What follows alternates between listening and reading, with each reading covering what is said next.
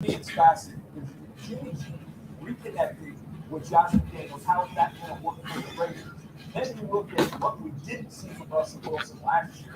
That led to a change in the head coach. Sean Payton coming in there to work with him as a new coach. So one team with a new quarterback, the other team with a new coach, trying to see how this is all going to fit together, how it's all going to work in the shadow of the NFC Chiefs. That's going to be fun. Yeah, I mean, I've said this, and I said this every year. There isn't a bad storyline. Right? We spend months and months and months talking about the offseason moves, which has draft moves. So you can make a great storyline in all of these Packers and Bears who are loving to pitch up. How about the Steelers game against both the Steelers and the 49ers? Is it going to be Brock Purdy? Week number one, is it going to be Sam Darnold? We're going to get Herbert and Tua.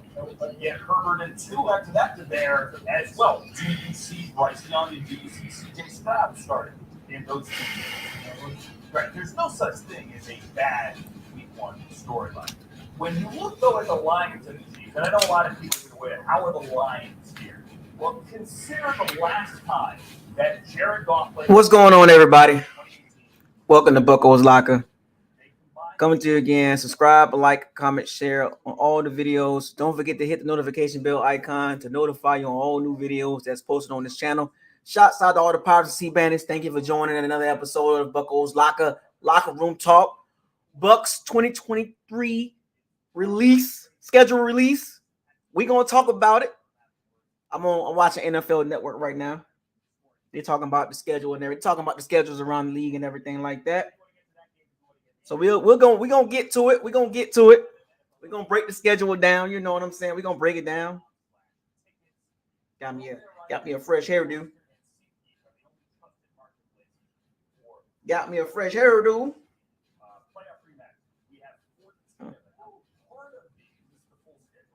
Anybody got Pepe? I got me some Pepe. Got my little fresh. I gotta get a haircut tomorrow. My birthday's Wednesday.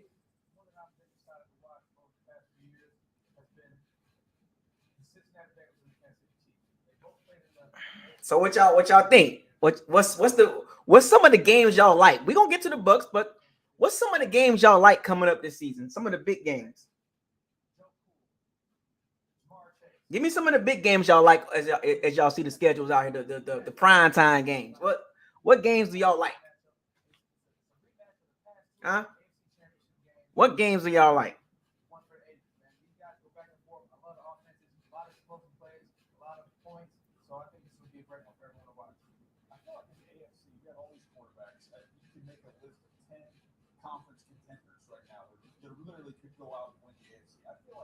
What games do y'all like?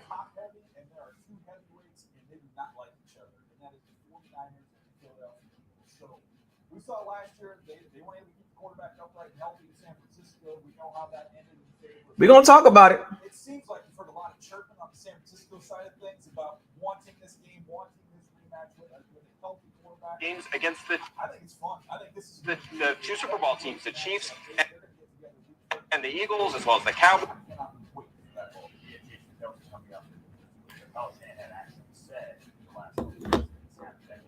Everybody's showing it. ESPN showing it. NFL Network showing it. Everybody's showing it.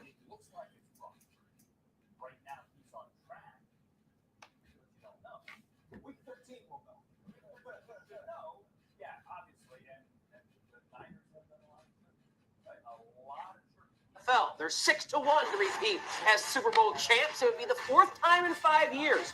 KC is the Super Bowl favorite. Patrick Mahomes, favorite to win. What we doing? The second straight MVP. First down. Minus 150 to win their 8th straight. Well, the Chiefs are the favorite as usual. Their current streak is tied for the second longest in NFL history, only behind Brady and Belichick. Do you blame them, though? Patriots at 11. Their win total 11.5. In 5 full seasons in the Patrick Mahomes era, the Chiefs have won at least 12 games every year. The Chiefs are the favorite again. Win total in 9. I want to, I and we'll get to the Bucks, but I do want to see. Andy Reid is a guy. I want to see if the Bills can get over the hump. So let's bring in the big fella right now and talk about this. I want to see if the Bills can get over the hump. Steve, how does it look to you with what Reid and Mahomes have done there over the last 5 I really do. years? You touched on it, Tyler. 12. They haven't lost won 12, not 12 games ever. I want to see if they can get over the hump. I want to see if the Bills can get over. What's up, Daniel? Steven, Bucket with your girl, Bucks Talk Podcast, Art Smith. I say Friday Cannons. Oh, the Daniel Berry Sports Highlights. What's up, buddy? Who else we got in the building? Patrick Mahomes is 27-3 against the AFC West in his career. I don't think those teams. We got Mr. Bucks, Mr. Everything, Bucks, Jonathan Jackson, Desmond Gaines, King Cook, Jump Tube, Who Dat for Life, Sandoval 813, Michael Alexander. What's up, my guy? Haitian Boy 407, Ian Hepker. What's up, man? Steven, what's up, buddy? Some other UFC heavyweights. I want to see if the Bills can get over the hump. It's just got to be more exciting, less stress on your. And I want to see what the 49ers going to do. You know what I'm saying? Maybe the Eagles might have a drop off. I think the Eagles and the Cowboys might have a little drop off, but you know, we'll see. But those teams are still good. The Eagles still, I mean, the Chiefs still gonna be good. It don't even matter. They ain't got no number one receiver, but they're gonna make it happen. I do want to see what the Ravens look like with their new receivers.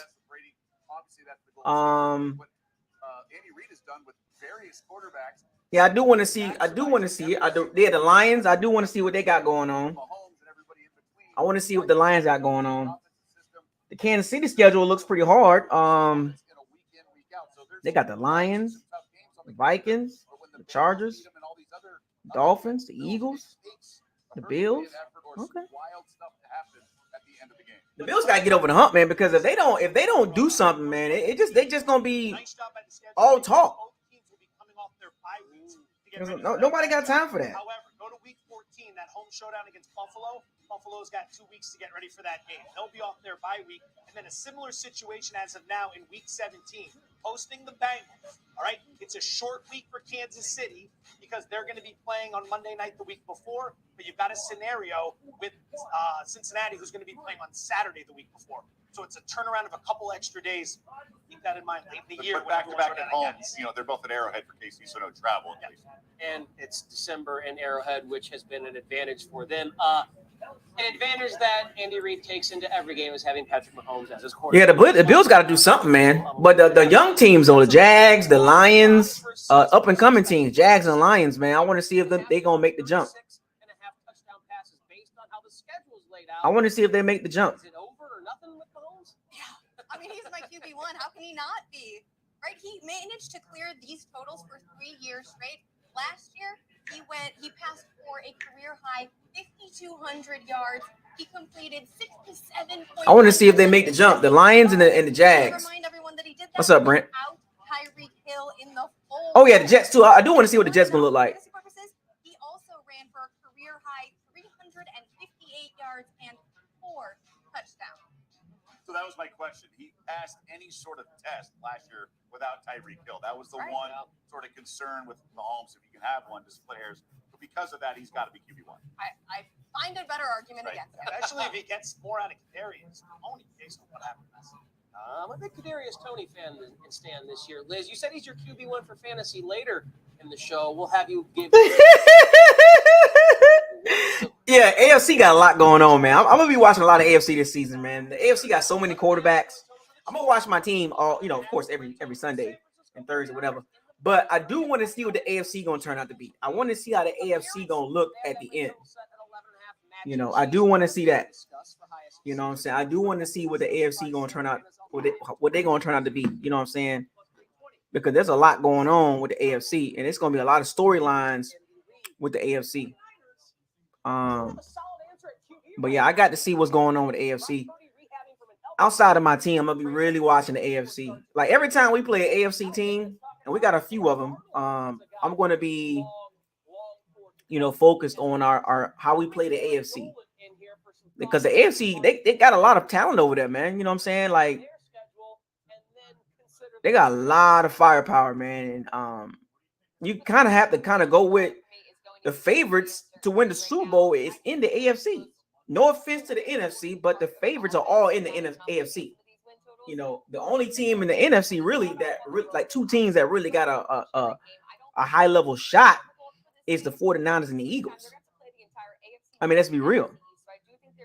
You know, I can't think of any team in the NFC outside of the Eagles and the 49ers that can hang with the AFC.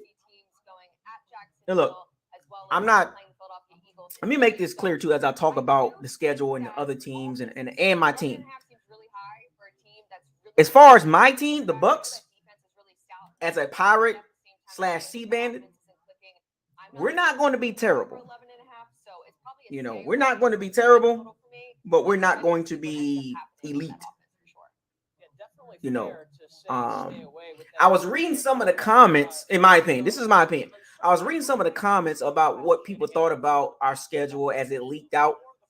I've seen some people talk about 11, 12, 13 wins, like literally, like, and they didn't really put no context behind it. They just said they can see that many wins. So I'm very curious now that everything is out. Does anybody see 10 or more wins with the schedule that we have? You know, we'll get into the details. We'll break the schedule down. We'll go game by game. And I'm going to do my before the season starts schedule. So this will be like, this video is more about talking about around the NFL and also my record prediction before training camp, before preseason, and before the season starts. I will give my second schedule prediction the day before the season starts, if that makes sense, right? You know what? I might end up in Minnesota. I think I might go to that game. But that's I might go to that game. But I need to go to that stadium. I need to go to that stadium. Oh, Buffalo. Oh. So we'll get to the schedule, but I was just kind of curious. And it just you know, I was looking at, I'm just looking at the schedule now. I'm just gonna pick out some wins, the wins-loss record. And I know it's early and people are always too early. It's too many question marks. No, I get that. I'm just saying, just looking at the schedule, because if we can be optimistic about winning, I mean, if we can be optimistic about the team with Dave Canales and Baker Mayfield, Kyle Trask, and things like that, why can't we be optimistic or give a schedule prediction? And this is early. This is something to talk about. This, don't take none of this serious and get all in your feelings. It's just looking at the schedule as of right now, after free agency, after the season's over, after free agency, after the draft. It's okay to say, well, this is what I see with the Bucks, as far as without seeing anything. Just on paper, this is how many wins I see. This is how many wins I lost. There's nothing wrong with that. We do predictions all the time. And there's predictions across the NFL circles. Power rankings, schedule, record predictions, quarterback rankings. These are all talking points, and there's nothing wrong with that. I don't know why people get offended when you give a schedule prediction, or you talk about a player, or you talk about the team or the coach. It's okay. It's a conversation. It's a conversation that we can have. It's something to talk about because the off season is long, so we got to have something to talk about. Let's not get in our feelings about a schedule prediction, because I'm gonna do one before the season starts. Because if I can do one now, I can do one before the season starts. So what's the difference between now and before the season starts? Because it's the same thing. If I'm doing a schedule prediction the day before the season, but the day before the game, the day before the season starts, it's the same thing. Too many question marks. It's the same concept. The only difference is we watch them. And the preseason games don't tell you much. Preseason games don't tell you much. So it's the same thing. Doing the prediction now or the day before the season starts. What's the difference? Game day TB. Capital TB. But what's the difference? Because I'm doing a schedule prediction now, it's a problem. Oh, I can't do that because there's too many question marks. We don't know what we got. But meanwhile, everybody else can do one. Team rankings, power rankings, quarterback rankings. But as soon as Bucko Lockers do a prediction, it's, oh, you can't do that. But other fan bases are picking out wins and losses and prediction of a record. Predictions does not mean it's going to happen. This is just an early prediction. That's all it is. It's all it is. It's just a talking point. That's all it is. It's nothing We as fans, we don't determine the wins and losses. We just guess. And that's what I've been doing for the last several years here. Before the season start, always guess. Predictions are just maybe, probably, whatever, you know what I'm saying? Hypotheticals, woulda, couldas, we could do this, but also when you mix a pot in, when you're doing predictions, especially in sports, you got to factor in everything. You got to factor in everything. Predictions can hurt people's feelings because of it's not what they want to hear, right? So it's okay. This is a long off season. I'm going to do one. You ain't got to do one, but you're not going to stop me from predicting the schedule and wins and losses. That doesn't mean that's the Bucs record. This is just my opinion. But also remember this. This is factoring in everything. This is before training camp, before preseason. I'm factoring in everything as of now. How the team looks right now. What can we do with the schedule? And then after training camp, we no major injuries. We figure out who the quarterback is. We're not going to really know what the offense looked like. So me predicting now versus before the season starts is literally the same thing. How much information do you need in August? How much info? Because preseason ain't gonna tell you nothing.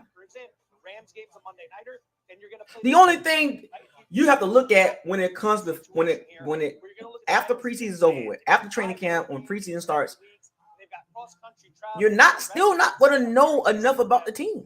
There's still going to be question marks. You mean to tell me the only question marks that's going to be answered before the season starts is who's going to be the starting quarterback, and that's going to probably take until the last game of preseason. Remember, when you got two quarterbacks, you don't have none.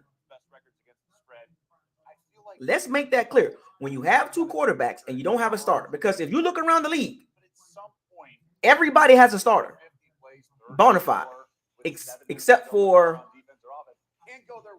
if I look at all the teams, I think we're the only team that don't have a starter, like that's a starter. That's our starter. The San Francisco situation is a little tricky. I think Trey Lance might be the starter, but every team has a de facto starter. We don't have one. That's a flag. So whether I do a schedule prediction now or the day before the game start, the day before the season start, there's not a big difference because I got question marks now, and I'm gonna have question marks before the season starts. Whoever becomes a starter will have question marks. See, I got question marks on both quarterbacks. It's not going to change. All right. Well, yeah. The Colts. Yeah. Okay. So the Bucs and the Colts. The Bucs and the Colts. Who else? You got 32 teams. What other team outside of the Bucs and Colts? Maybe the Cardinals, right? The Cardinals, the Bucs, and the Colts. But pretty much everybody else has a starter. And before I get into the schedule, I do want to talk about, I got a chance to listen to Dave Canales' interview. I listened to what he was saying about the team, about the offense. They was asking him questions, Jenna Lane, her goofy questions. They was asking him about the offense and what it's going to look like. And he said, I'm paraphrasing, he said the offense is not tailored to a particular type of quarterback. Any type of quarterback can play in the system, whether it's a short quarterback or a tall quarterback. He's worked with both as a quarterback coach. Please understand that. As a quarterback coach, he's worked with Russell Wilson. I don't know if as a quarterback coach, but he's been around Russell Wilson. He's worked with Geno Smith. He's worked with Drew Lock, right? So as a part of the staff, he was not a major factor in any decisions. He just was a part of the staff working with the quarterbacks. He did the receivers, he worked with quarterbacks. So his philosophy is going to be from the Seattle's structure, right? The difference is he's going from Pete Carroll to Todd Bowles. Now here's the thing: both of them are defensive coaches. Both of them are defensive coaches. But I mean, I'm not trying to, throw rocks at Todd Bowles, but I'm taking Pete Carroll 10 times out of 10 over Todd Bowles. So he's going from a structure with a proven coach to a head coach that is not proven. Right? So he's been around a couple of OCs, right? Darrell Bevel, Shane Waldron. And I did the tree. The Darrell Bevel came for the Brad Childress tree, so he's been around that, but he wasn't a major factor. When Darrell Bevel was the OC, he wasn't a major factor at all. He was a part of the staff, coach receivers, stuff like that. And then if Dave Canales was really, really, really the next up guy, I don't understand why Seattle didn't pick him as an OC when they was looking for an OC. When they got rid of Darrell Bevel, why didn't they pick Dave Canales? Why did they choose Shane Waldron as the OC? And they moved him up to quarterback coach. So he's a part of the staff, but he has no major decisions. Now, this is his first job with major decisions, right? So when you look at it, listening to him talk, and any coach will do this.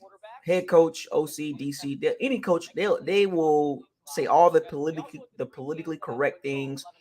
They will sell a fight. They will sell the team. They will sell a player. All coaches do this. So when I was listening to Dave Canales, nothing was surprising to me.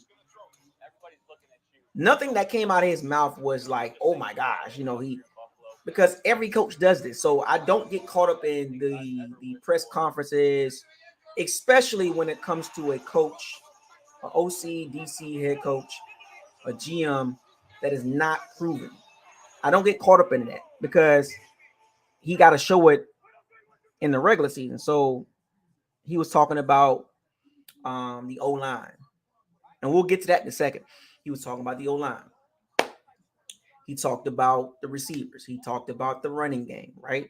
And he talked about the tight ends and all that. And nothing he's really said that was surprising. What up, Styles? Nothing. What up, Eli? Nothing he said was like, oh my gosh, I didn't know that. Everything he said, I already knew. I know the receivers are going to be solid. I know the defense is going to be solid. We know that. We know those two things for sure. We know the defense is going to be solid, and we know the receivers, as far as the talent wise, they're good, right? Overall, the talent, But the problem is the running game, O-line, and the quarterback. And these are the three areas that he has to really focus on. And it's kind of like, I hear you, Dave, but you don't have anything to stand on. You're just telling us stuff that we already know about the players on the team. Even you could do your own research on the rookies. So I didn't see any wow factor as far as what came out of his mouth. It was just basically just answering questions, politically correct answers. They talked about the system that he's going to run, and he said ball control, run the ball, play good defense, and all that sounds cute. But like I told y'all before, you got to score points. I think he didn't really hit on that. In my opinion, he didn't really hit on the scoring point situation to me. Because what he said was basically what a lot of coaches say: run the ball, play good defense. But until you go up against the Chiefs, the Bills, the Eagles, until you get shredded by them, it's like running the ball and playing good defense. That ain't gonna work with those teams, because those teams have firepower at quarterback. Firepower is going to win you games. Let's make that clear. You can have a great defense, and that's cool. In today's football, you can have a great defense. Look at the Jets. The Jets had a really good defense. What was the problem? Quarterback. You can have a great defense, and I think the Buccaneers defense is going to be pretty good, right? But that doesn't equate to a lot of wins, because that's only one side of the ball. Because you can play great defense, but your offense is terrible. Tony Scorpio. You get what I'm saying? So when I listen to David Canales, you gotta score points, buddy. I don't care about none of that stuff you're saying. You gotta score points. That's all I care about. Yeah, you go against the Bengals, you're gonna get shredded. Running the ball, play good defense. That ain't gonna work, buddy. Because we already know your offense is not going to score every time they touch the ball. We do know that. We do know that the offense is not going to score every time they have a possession. They're not going to go 9, 10, 12 plays. And we know that. So we know that they're going to punt the ball. Sometimes, right?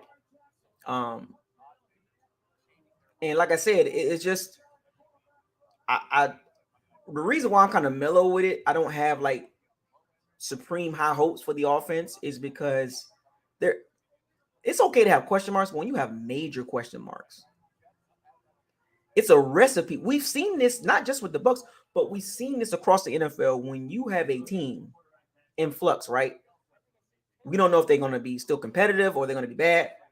A new OC. How many times we've seen this? A new OC quarterback situation. We don't know what's going on with it. Got quarterbacks battling in the running game. When you check the boxes, it's like we needed to hear as a fans. We wanted to hear points. We want to hear points because we know what we got on the defensive side. We know the defense is going to be solid. We want to hear points. We had scored 18 points a game with Tom Brady at quarterback. And this season, the quarterback situation is much worse. It's a big drop-off. And I don't think people taking that in consideration. And look, don't get mad at Dave Canales. This season, and I'm going to say this again, do not get mad at Dave Canales. None of these guys are his guy.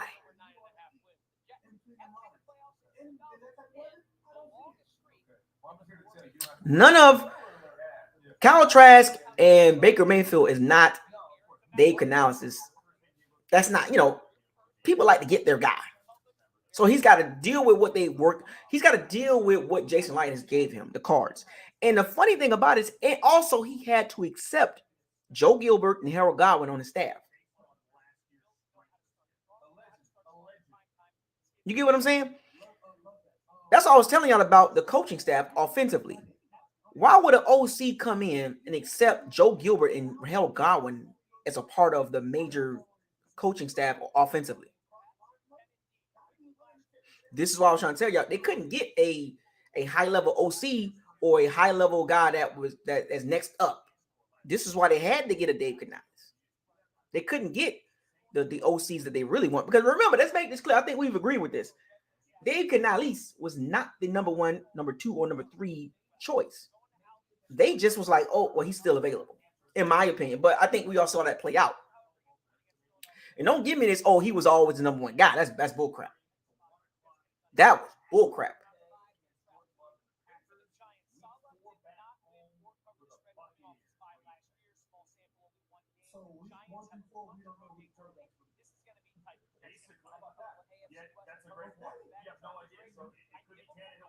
So I want to make sure y'all understand that.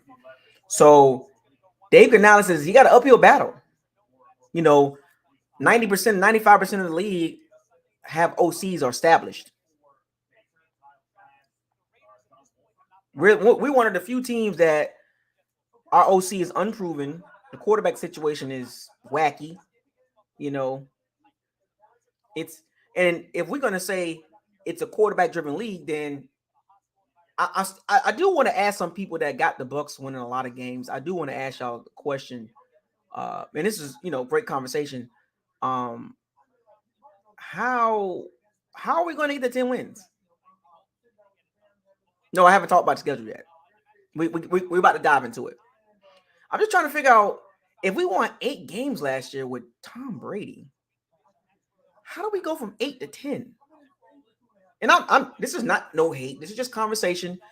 I would like to bring somebody on here that got the Bucs winning 10 or more games, because I kind of want to hear the breakdown versus what we had last season and what we got this season, And being that it's a quarterback-driven league, you got to score a lot of points. So we're going to go from 18 points a game to like 24. And then the quarterback situation is going to be much better than last year. I just would like to know, how is that possible? I've never seen this. I've never seen a team that had a really great quarterback and in the next season have that much of a drop off and be better. Have y'all ever seen that? Because remember, this is a quarterback-driven league, and you got to score points. So we couldn't score points with the great Tom Brady. And nobody's saying Tom Brady is terrible. But we will say is Tom Brady is leaps and bounds better than Kyle Trask and Baker Mayfield. We do know that.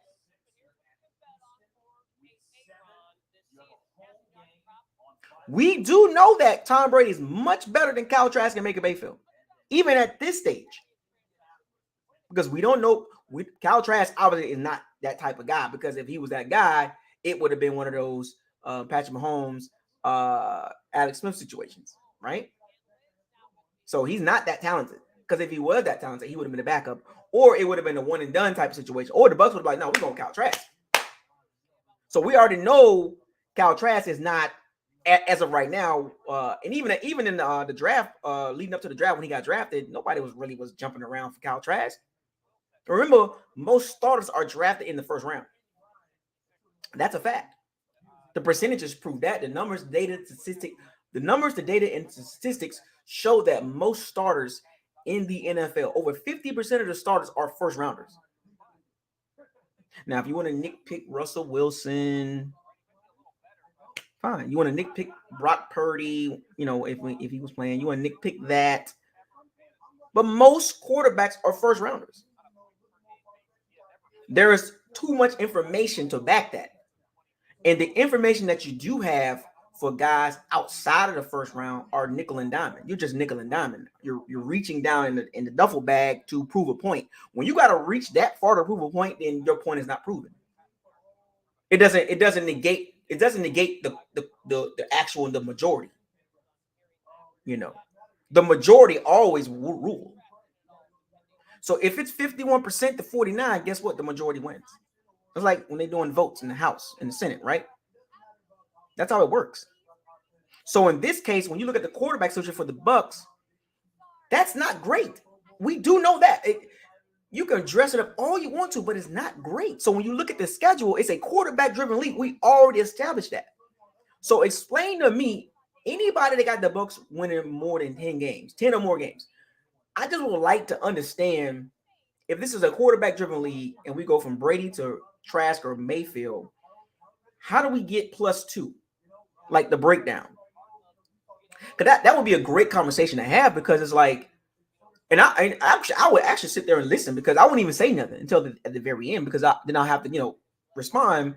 But when I seen some people counting those wins, I was like, wow, so we're going to be much better offensively this year, even though the quarterback situation is question marks, major red flags, and yellow flags. If this was Tom Brady still on the team, I'll be more comfortable, with the 10 more wins. We've literally watched Baker Mayfield for the last 5 years. No. And then people like to reach back and bring up the Cleveland Browns playoff win. They went to the playoffs with Baker Mayfield. And that's cool. And that's a fact. And then with Kyle Trask, we can't even, you know what I'm saying? We got no Browns on Kyle Trask. So it's like, damn, we don't really have a quarterback right now. You know what I'm saying? We don't really have a quarterback.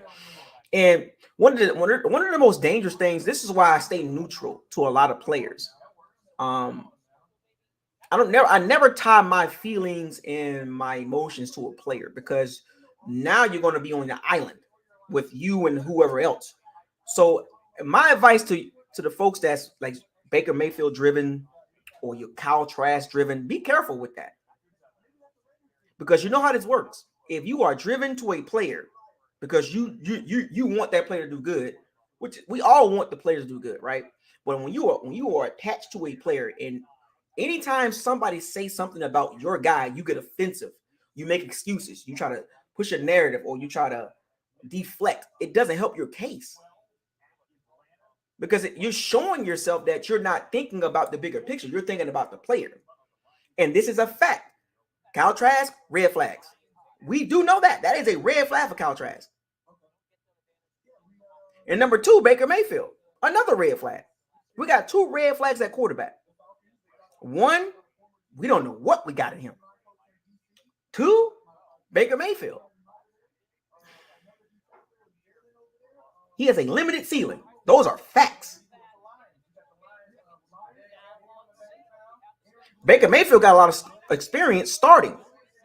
His last successful season was years ago, right? That's a fact. Kyle Trask has nothing to go off of. And we saw him in preseason, and it was like, because if the staff had a lot of faith in him, don't you think he would have been the second-string quarterback? No ifs, ands, buts. I've never seen a second-string quarterback don't make the roster. Don't make the roster. How do you? That's a fact. How do you not make the roster 2 years in a row? You're not even dressed. Like, that's not a great sign. That's a fact. I've never seen a quarterback for his first 2 years that's not a backup or starter become successful. Think about what I just said. I've never seen a quarterback that was not a backup or starter in his first 2 years become all of a sudden this beast quarterback.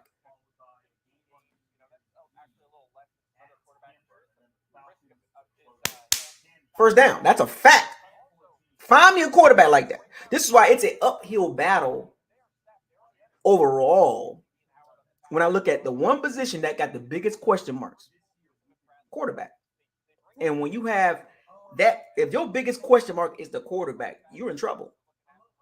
And we've seen this. The Jets situation, good defense, but the quarterback situation was ridiculous.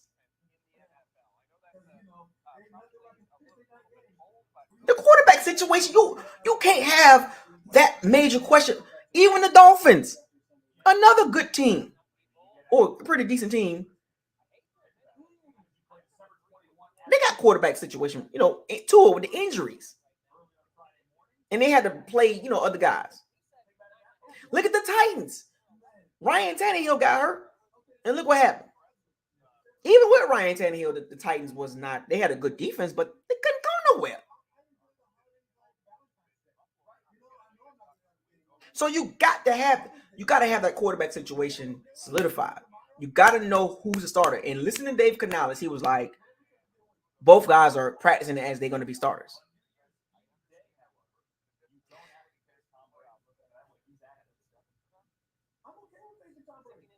He's not.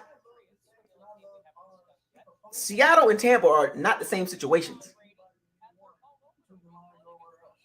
Do y'all understand that? Do y'all understand the Bucs situation? And I've seen some people try to tie in the Seattle situation. It's not the same situation. Seattle had a great draft. The last 2 drafts was leaps and bounds better than the Bucs draft. Pete Carroll was running circles around Todd Bowles in the draft picks. John Schneider running circles around Jason Light. And Jason Light had his first good draft overall in a long time. I think this draft right here was Jason Light's first good draft.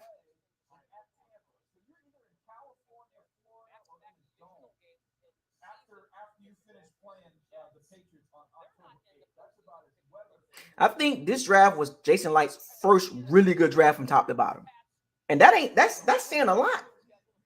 But see, with John Schneider and Pete Carroll, they've had multiple drafts that was pretty good.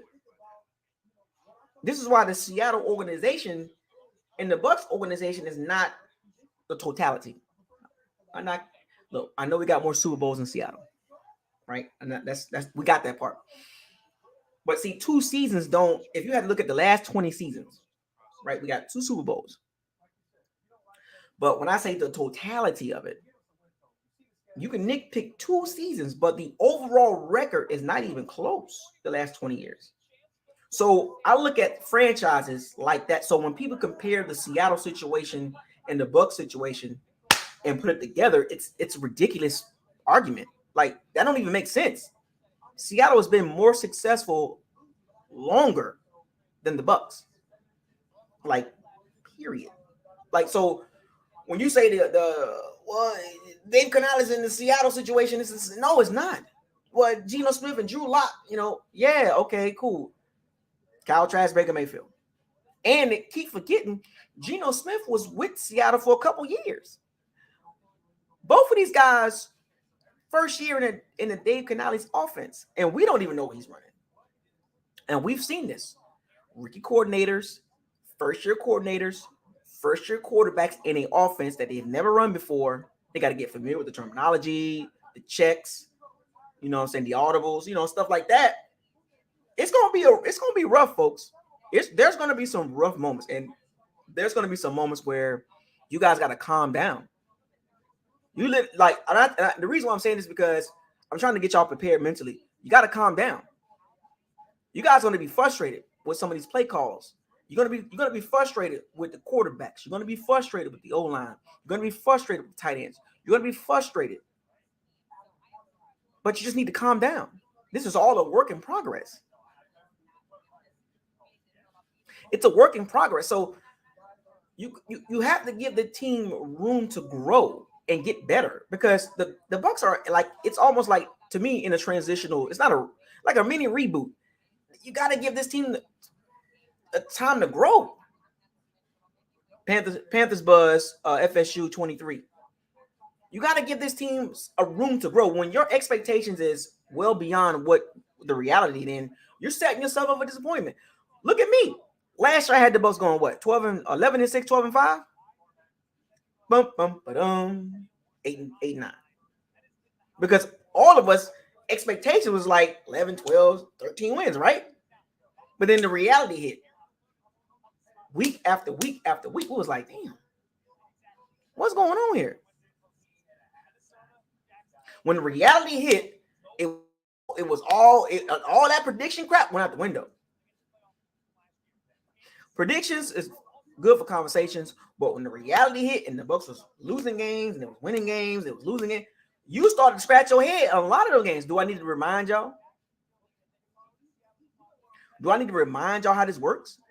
Y'all remember the games? The Chiefs game? Packers game? Steelers? Panthers? Ravens? You remember the games? 49ers? Bengals? Falcons? Last game? That's 8 games. I'm missing one. The Browns. The Browns game. 9 games. The reality hit you. See, in those 9 games, the reality hit you. All the woulda, coulda, shouldas, and Todd Bowles this and Byron Leftwich that. No. That was the reality of it. 9 losses. Coming into the season, nobody expected that. This is what I was trying to tell you about predictions. It's a good talking point. It's a good conversation. It's a good debate topic, right? But we don't know what's going to happen. None of us saw this coming. And that team, specifically at quarterback, was a lot better than this year. So that means, in my opinion, I think we're going to be a defensive-driven team in an offensive league. I'm going to repeat. I believe, in my opinion, we're going to be a defensive-driven team versus an offensive-driven team because of the quarterbacking OC. Because like I said, before the season start, before I get into the schedule breakdown, before the season start, too many question marks. It's okay to have question marks because every team got question marks, right? Even the Chiefs. But when you look at the top tier teams and you look at our teams and you look at our team, they don't have the question marks we have. That's the difference between the top of the food chain and where the Bucs sit at. They don't have questions at quarterback and OC. They have continuity at that position.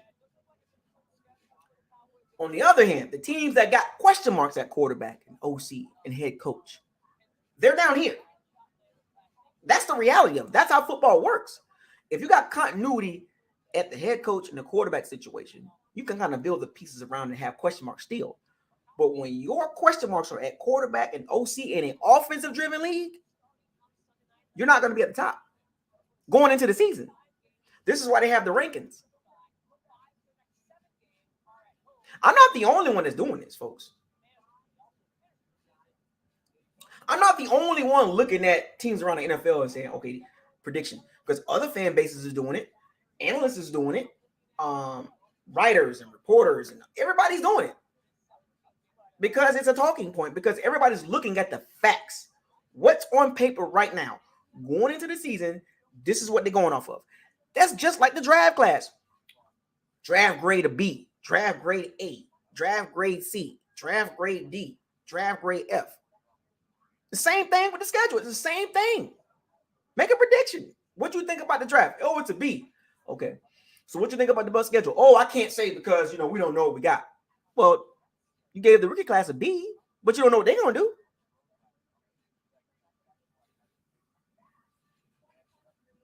But exactly, Bucket, with your girl. What we do know with the Buffalo Bills and the Chiefs and the Bengals, a healthy Lamar Jackson, Jalen Hurts, we do know those teams are going to win because of the quarterback. I can't say that for the Bucs. The Bucs are not winning because of Baker Mayfield and Kyle Trask. We do know that. But you look at the top tier teams, the top tier quarterbacks, they're winning because of they're going to win a lot of games because of the quarterback. That's a fact. We literally watched that for several years with multiple teams. Matter of fact, I'll go off a bucket with your girl. We'll use the Chiefs as a prime example, the cream of the crop. When you say, if you put Patrick Mahomes on the Bucs right now, how many wins would you say? I guarantee you the schedule predictions will be no problem. So you can miss me with the I can't give a schedule prediction, because if Patrick Mahomes was on this team, Tom Brady, Patrick Mahomes, Justin Herbert, Joe Burrow, Lamar Jackson, Deshaun Watson, you will be jumping out the roof with your schedules already. So you can miss me with the I can't get no schedule predictions. Oh, but I guarantee if we had one of them top flight quarterbacks, you will have no problem with a schedule prediction right now. You will have no problems. You'll be the first one out. We're gonna be straight. Josh Allen was on the Bucs. I guarantee you, if we had any one of those top tier quarterbacks, 99% of the Bucs fan base would be like, 13, 14 wins. With no hesitation. But we got Baker Mayfield and Kyle Trask. I don't know. I can't really call it. It's too many. I don't know yet. So that means the quarterback is a question mark. So you can't give a schedule prediction because the most important position of the team, it's I don't know. But if we had an established quarterback, schedule prediction. Don't miss me with the bull crap. See, I am going to eat those type of folks up, because you can't have it both ways. You can't, on this channel, you can't have it both ways. You can't have it where I can't make a schedule prediction. But if we have one of them top flight quarterbacks, because you look at the Chiefs Kingdom, look at their fan base. 13, 14 wins with no problem. But the Bucs fan base is, I don't know. I don't know.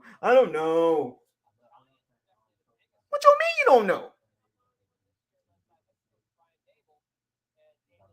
What you mean you don't know? You can't play both sides of the fence. You give the draft class a grade, but you don't want to give a schedule prediction. You can't play both ends of the fence here, because what's the difference? Because I give the draft class a B, and I don't know what they're going to do on the field. And as I go through the schedule, and we're going to go through these games, and we'll count them out, and I'll give you my wins and losses. But I don't know what to call it. Y'all do what y'all do, but I don't call it like that. I'm going to call it as I see it as of right now. I don't need no film on Baker Mayfield. I don't need no film on Kyle Trask. We're going to be a defensive-driven team. We're going to try to run the ball.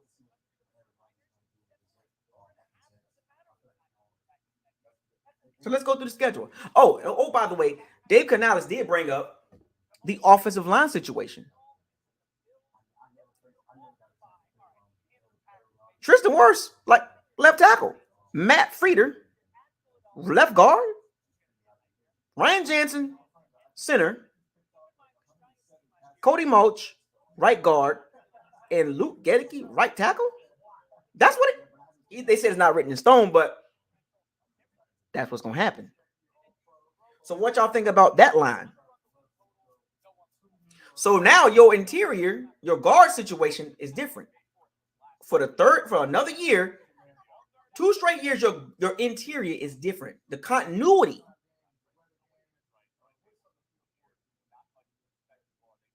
What's up, Isaiah J? The continuity.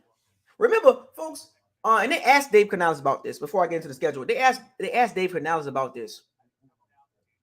They asked him about the continuity of the O-line, naming the starters now so these guys can get familiar with what they got to do and all this. And he didn't even commit to that. Once again, he didn't even commit to that. So it's like, we don't even know who our starters on the O-line is going to be. Meanwhile, the top tier teams don't have this issue. So let me get this straight. Questions at OC, questions at quarterback, and we don't even know who our 5 starters are on O-line. But yeah, we're going to win 10, 11, 12 games. So that means we're going to be on par with the top 10 teams. Are you serious? Go to them other fan bases and go listen to what they talking about. Those, those teams that's those up and coming teams or the teams at the cream of the crop. Go listen to their fan base and go back and come back and listen to our fan base. 2 different type of conversations, 2 different type of energies. You got the fan bases that are confident in their team, and then you got the fan bases that are like upcoming, rising. The Lions, Jags, right? They got a lot of a lot of optimism, a lot of like hype. You know what I'm saying? Whatever. And then you got the fan bases is like they kind of like trying to be, oh well, no man, call it for what you see it. Because if you go listen to these other fan bases talk about their teams, especially the good the teams that's good, that's built correctly, or their expectations is high. And then you got the middle of the pack, the teams that's kind of like they right there on the cusp.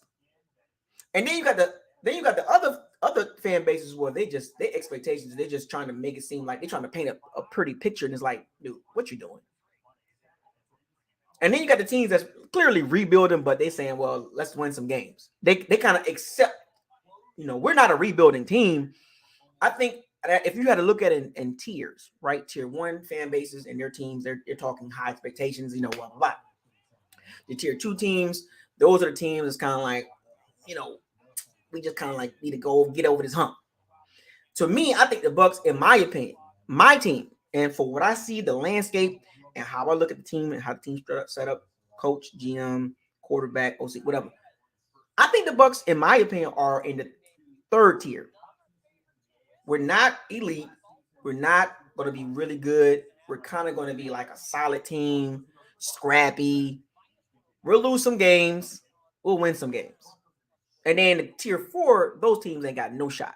We're not in that tier. We're not in the tier 4 where you just don't have no shot. You get what I'm saying? So that's good, right? So that's good, the fact that, the way the team's set up, because our defense is going to be good, right? We're not a tier 4 team, right? We're more of a tier 3 team. Like, we're going to be competitive. We got some major red flags, but we can kind of overcome that in some games. We'll get some wins. We're not going to be an offensive juggernaut, in my opinion. Based on what I see around the league and how the offense is structured, we're not going to be an offensive juggernaut. I see, in my opinion, offensively, I see a drop-off in the passing game. Now, if there's a drop-off in the passing game, hopefully the run game improves. Well, we ain't got no choice, right? 32nd in the NFL. Let's get to 22, right? So anything better than 32 is great for the Bucs, right? So I think we'll be in my opinion, I think we'll be a better run team. I think our passing game is going to take a hit. Baker Mayfield will give you some flashes. Kyle Trask, we don't know. I will say this, though. I will say the good thing about Baker Mayfield. So it's not all negative, right? So we're going to get into the good stuff. But I don't want y'all thinking that I'm just always negative. I'm just being a realist. But there's some good things about Baker Mayfield. He has more experience, and he can make some splash plays. He's an overachiever. He'll make some good throws. It seems like he uses his whole entire arm and his body to throw the ball. But Baker Mayfield, he'll make some plays, and then he'll have a stretch of making good plays, have a good game or two, right? And then he'll have some stinkers. right? Kyle Trask, based on what we've seen as a fan base, there's not a lot of high remarks for Kyle Trask. And that's just the reality of it because we don't know what we got. Going into year 3, this is worse than the Jordan Love situation for the Packers. If you had to put the two situations together, Jordan Love sat behind Aaron Rodgers. He was the backup. Kyle Trask for 2 years was not on the roster. So this situation is much worse than the Green Bay quarterback situation. You would actually, to be honest with you would rather have a rookie in this situation, a first-year player in this situation, versus a third-year player and a player that's been in the league, several years now? So it's almost like we're just fumbling around at quarterback, and you can't fumble around at that position. And when you do the quarterback rankings, now what you can do is you can rank the quarterbacks. You can structure those quarterbacks from 1 to 32. You can do that. So you can't sit here and tell me, I can't do that. I can't rank the quarterbacks because we don't know what Kyle Trask is and we don't know what Baker Mayfield is. Yes, you do. And as far as Kyle Trask, even if you take out Baker Mayfield and put Kyle Trask as a starter, he's still at the bottom, near the bottom. You're not going to put Kyle Trask over 27 starters because you don't. If you rank the quarterbacks from 1 to 32 and you say we're going to use Kyle Trask as a starter, where do you put him at? You ain't going to put him at 15, 16, 17, 18, 19, 20, 21, 22, 23, 24. And how it usually works is when you have no information about a quarterback, you have to put him in the bottom 5.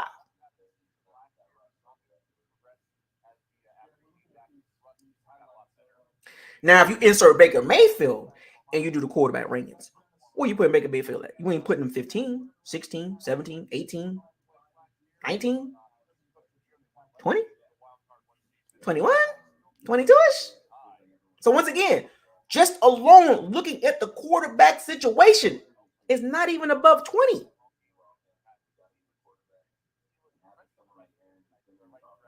Baker Mayfield, if he's a starter, he'll make plays because we've seen him do it. But here's the beautiful part about that. When Baker Mayfield looks good, it's with a strong O-line and a good running game. He had that in Cleveland. But I think Bucket, what your girl brought it up, his record is 33-39. Let's recap Baker Mayfield. He had an elite O-line. He had an elite O-line, an elite running back group, Kareem Hunt and Nick Chubb. We don't have that here to protect Baker Mayfield. We don't have the Cleveland Browns O-line. 1 to 5. We don't have that. He had literally 3 or 4 Pro Bowlers on the O-line. He had 2 running backs proven the top running game in the NFL, top 3. The Bucs had number 32. So how are we going to protect Baker Mayfield if he becomes a starter? This is what I was trying to tell y'all. I'd rather see Kyle Trask than Baker Mayfield. Because if Baker Mayfield trots himself out there and he wins the job and we fumbling around and we're not looking good, the fan base is going to be like, Kyle Trask. At least if you put Kyle Trask out there, we get to see what he got right away. Let's get it out the way. Let's get the question marks out the way. If he wins, if he beats Baker Mayfield out,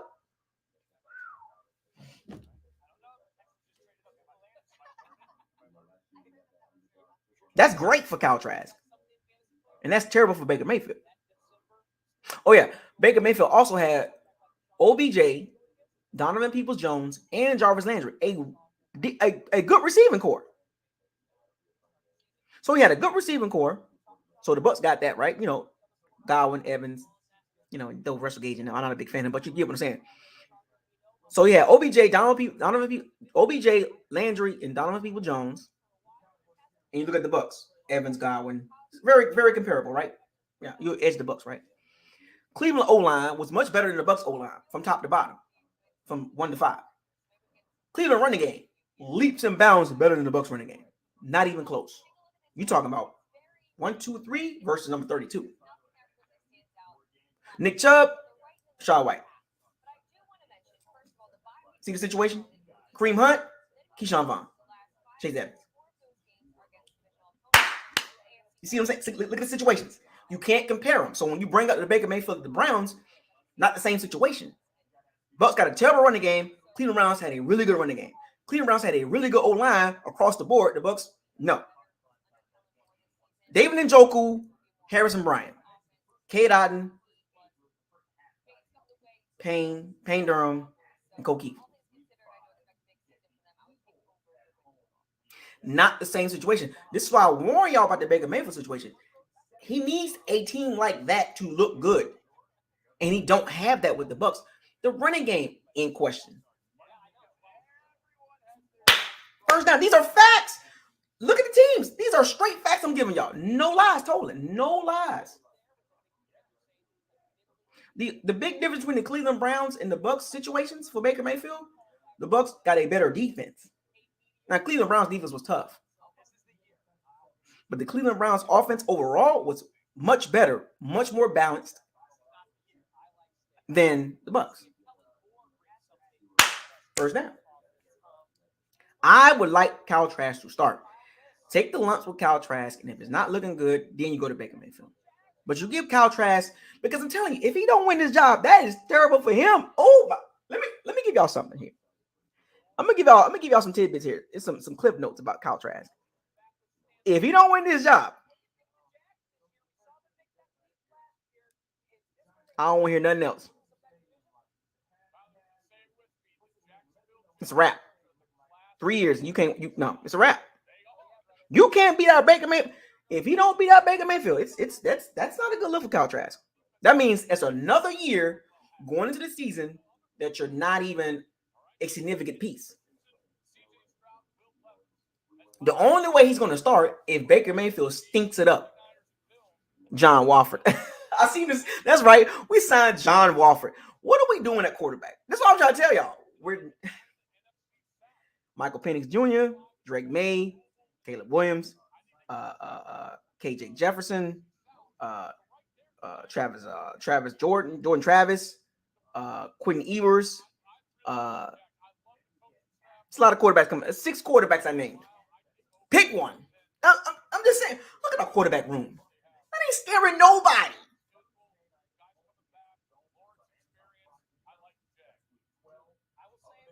We ain't scaring nobody. Just the quarterback situation alone. Who are we scaring?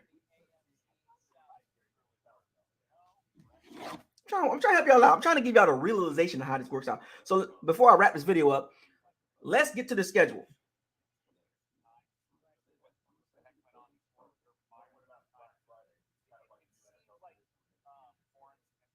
Let's get to the schedule.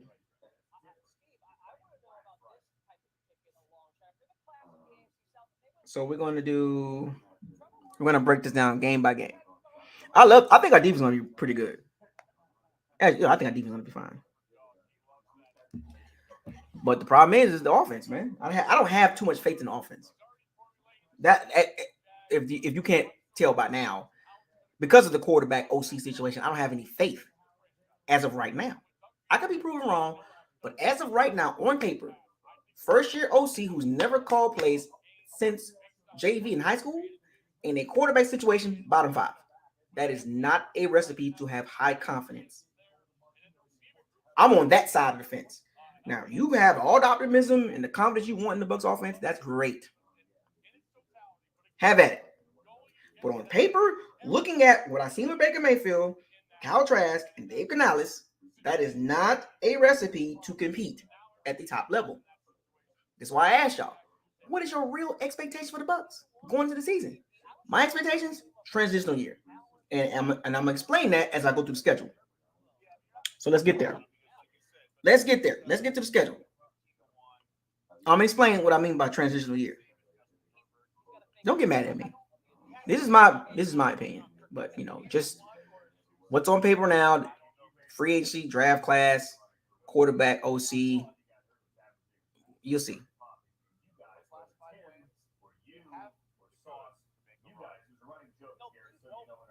You'll see. What's up, Rabbit? Felix, George, Dark Vader, Ben, Jaden, Jay. You late? Oh, y'all late.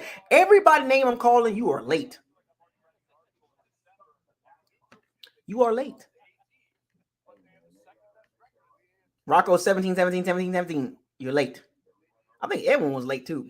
Thought you could sneak in Edwin. Damon, you were late too, wasn't you? You thought you was late? I think Damon was late too. Florida boy, I think. St. Pete, what's up? I think you were late too, Florida boy. Who that for life? You late too. Some of y'all thought y'all could slide in. William Magazine, Clack 5 White. 15 minutes. You passed 15 minutes, you late. Vincent Wright, he was late. I think George was late too. Trail G Boy too, he was late. Jay Ellis was late. Cal L and Zarika highlights, you were late. Panthers Buzz, FSU 23, he was late. Ain't put no finger up, just walked into the locker room and didn't even say nothing. Y'all just gonna walk in the locker room now? Oh, y'all so wrong. So all right, so let's get to the schedule.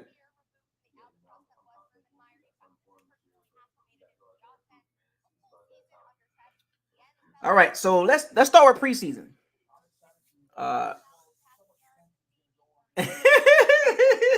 You late to the locker room.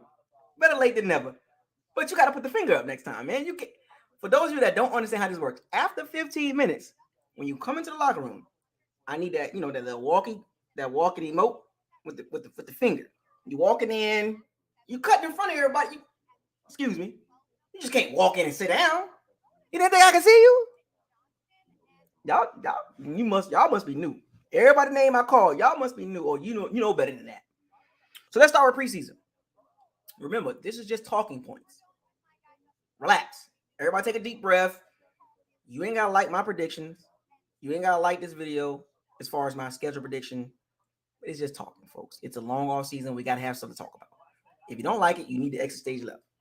Go find somebody else. And everybody else, if you look at the other Bucs channels and platforms, they're giving schedule predictions out. So if you don't like what I'm doing over here, then you ain't gonna like everybody else doing it.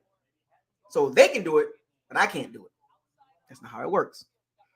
Everybody chill, relax. This is a long look. May and June are boring. So I got to give y'all something to talk about. So schedule prediction, early schedule prediction after free agency, after the draft. We're going to do it. Well, I'm going to do it. You ain't got to do it. Agree to disagree. That's fine. Take a deep breath and chill. So preseason. We got Pittsburgh, New York Jets, and Baltimore Ravens. All AFC teams, which is interesting. 3 games, obviously, right? 3 AFC teams in the preseason. I don't know. I find it interesting. So, I'm sorry. Yeah, 3 preseason games.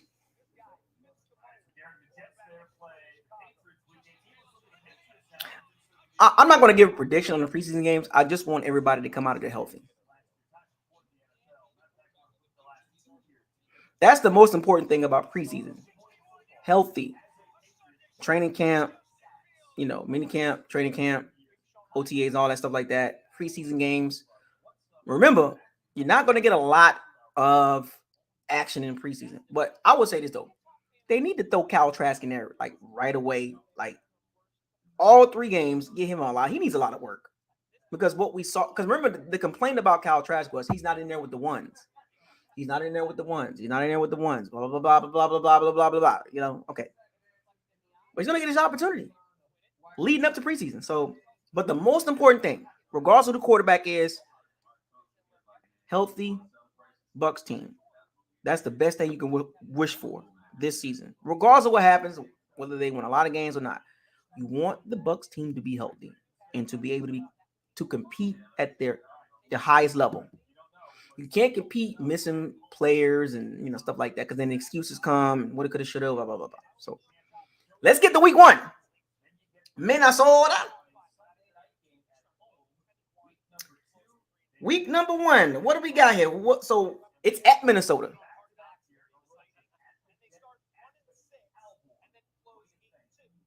I'm writing this down, by the way. Week number 1 on my tablet. Week number 1, Minnesota Vikings. What do we got? A dub, a loss. As of right now, it's just talking. Everybody chill. Just take a stab at it. It's okay. If you don't want to take a stab at it, that's fine. Stay over there. Stand on the sideline and be quiet. For those of you that want to participate, what you got? Week number 1. It's a 1 o'clock game. And I might go to that game. Minnesota is a beautiful city, especially in September. I think I'm going to circle that game. I might have to go to that game, so I'm going to have to start booking my tickets now. I think I might go to that game. That stadium is beautiful. So we got some people say dub, some people say loss. Yeah, okay, cool. It's good talking points. I mean, everybody take a deep breath. Okay. So when I get my prediction, don't get mad at mine. I ain't get mad at yours. That's cool. Don't get mad at mine. I got a loss for us. L.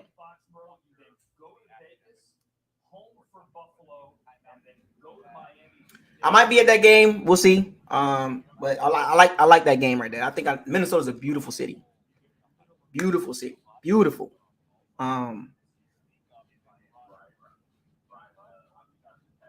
It's a road game, first game of the season, brand new OC, brand new quarterback, a new starting running back, rookies inserted. That's almost like, yeah, even if we lose that game 7, if we don't get blown out, that's a good sign. If we can, if we lose that game 17-13 or 20-23-13, that's cool. And this is all based on, it doesn't matter who the quarterback is. Because remember, I think the Bucs, in my opinion, quarterback situation is bottom 5. I can care less how you feel about Kyle Trask. I can care less how you feel about Baker Mayfield. Doesn't matter. Bottom 5 in the NFL at quarterback. Regardless of who at the quarterback, bottom 5. Do you understand that part? I don't care who the quarterback is. Y'all know how I feel about the quarterback situation. Y'all know how I think about the quarterback situation. How I view quarterbacks and how you view quarterbacks is different. Baker Mayfield or Kyle Trask, it's bottom 5. Well, Kyle Trask, bottom 5. Baker Mayfield, bottom 7.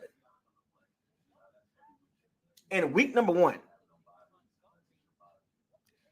So week number 2. Interesting battle right here. Bears at home. What we got? Bears at home. What you got?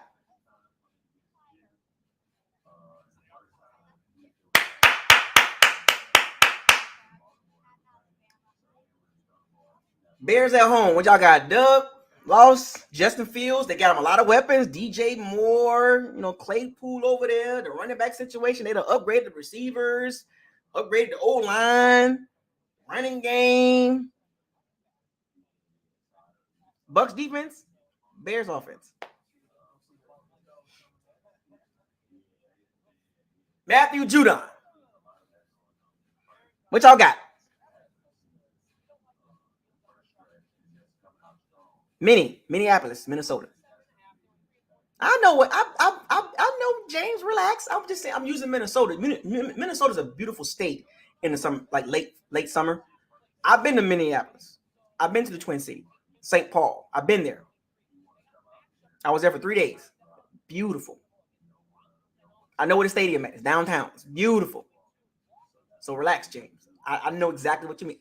I was just saying Minnesota. It's Minneapolis, Twin Cities, St. Paul. They got some big corporations. Fortune 500, Fortune 100 companies are in Minnesota or in Minneapolis. Minneapolis, in St. Paul. Big Fortune 500 companies have corporate targets there. Like Fortune 100 companies are there. I didn't know Minnesota had that many major companies there. I was like, wow. But Minneapolis, St. Paul, Twin Cities, beautiful. If you ever been to Lake Minnetonka, go dip your hand in there.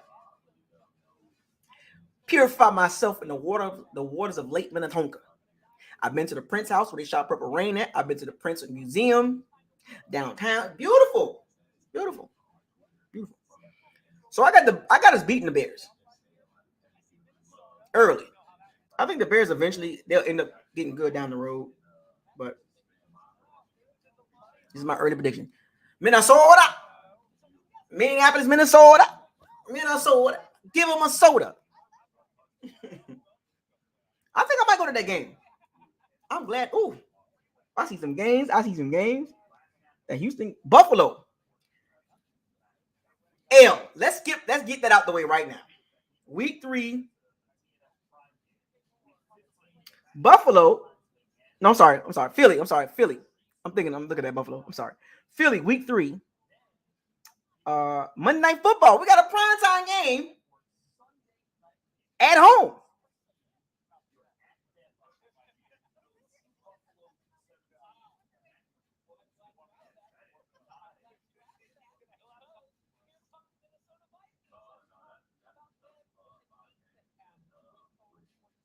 Second year OC quarterback situation still, we don't know. It doesn't matter who the quarterback situation, but it don't. I guess the Eagles, a team that's leaps and bounds better than the Bucks and built a lot different.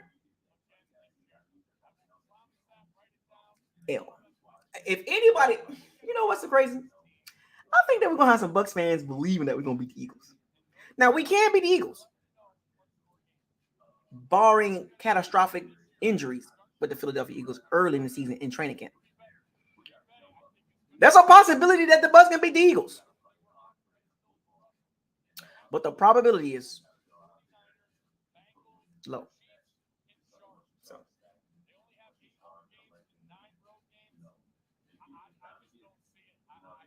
yeah, they got a primetime game. You know what's so crazy about that game? Just based on based on the facts, that game might be terrible. It's a home game too. That game might be so terrible for the Bucks. Oh my gosh. And it's early. So the Bucks are still trying to figure themselves out. I think that game gonna be, in my opinion, I think that game's going to be terrible.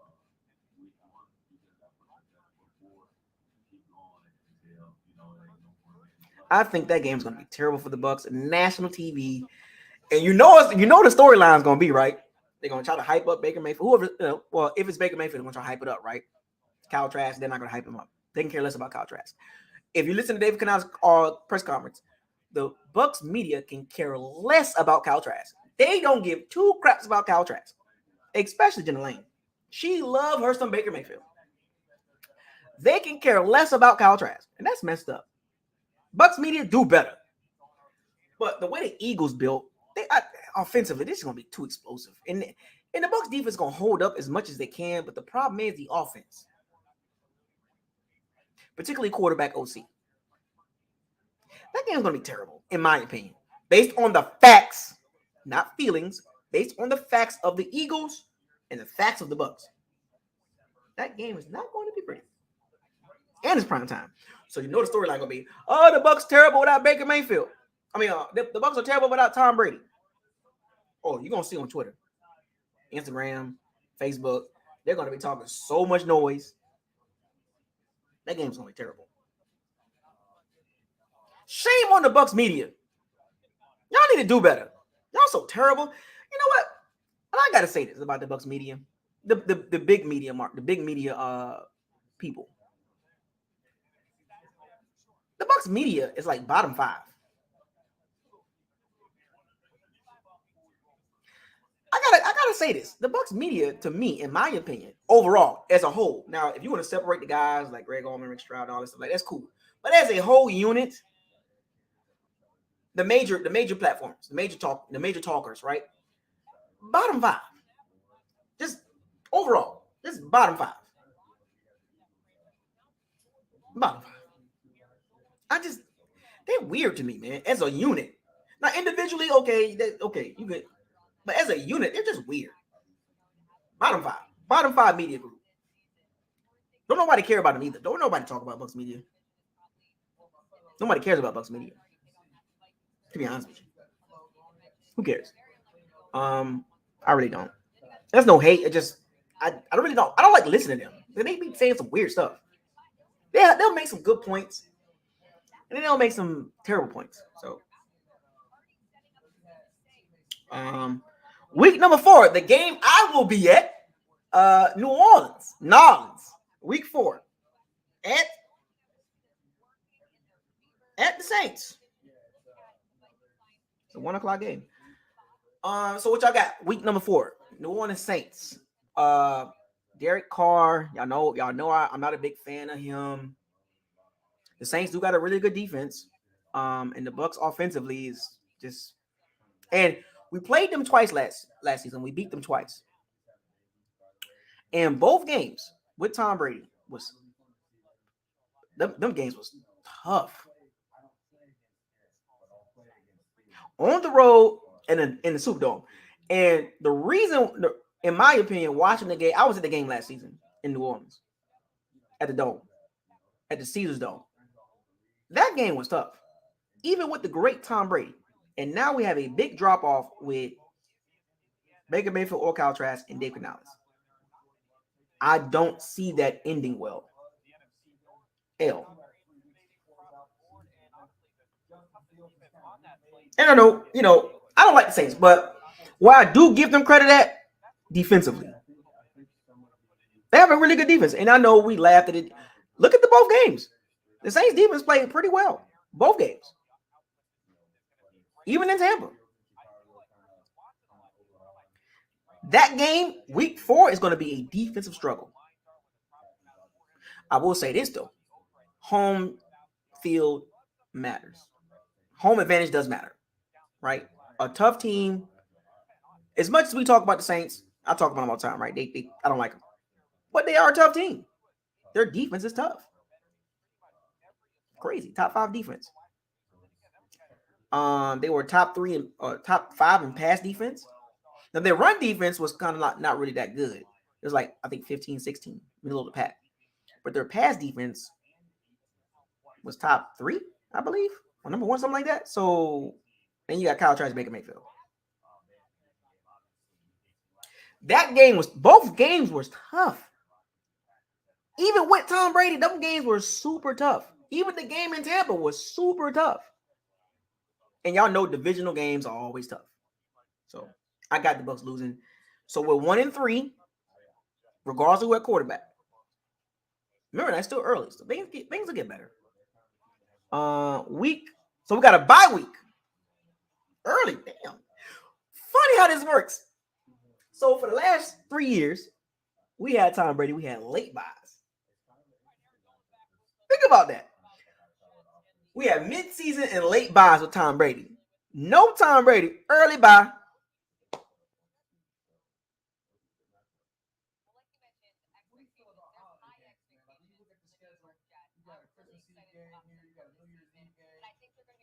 Don't you find that funny? Week 4 is a away game. It's a away game. We at New Orleans. It's funny how this works. No Tom Brady, no mid-season or late bye for the Bucks. Find that funny. Get rest up. I don't like early buys either. I like the mid buys. Them early buys, man. I hate them early buys. It just throws the rhythm off.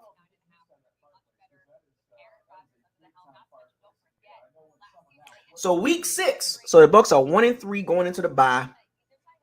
That early bye is terrible. The Lions at home.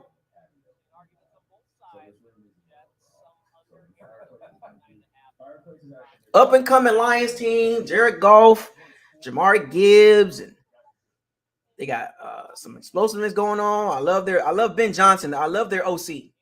I love their play caller, Dan Campbell.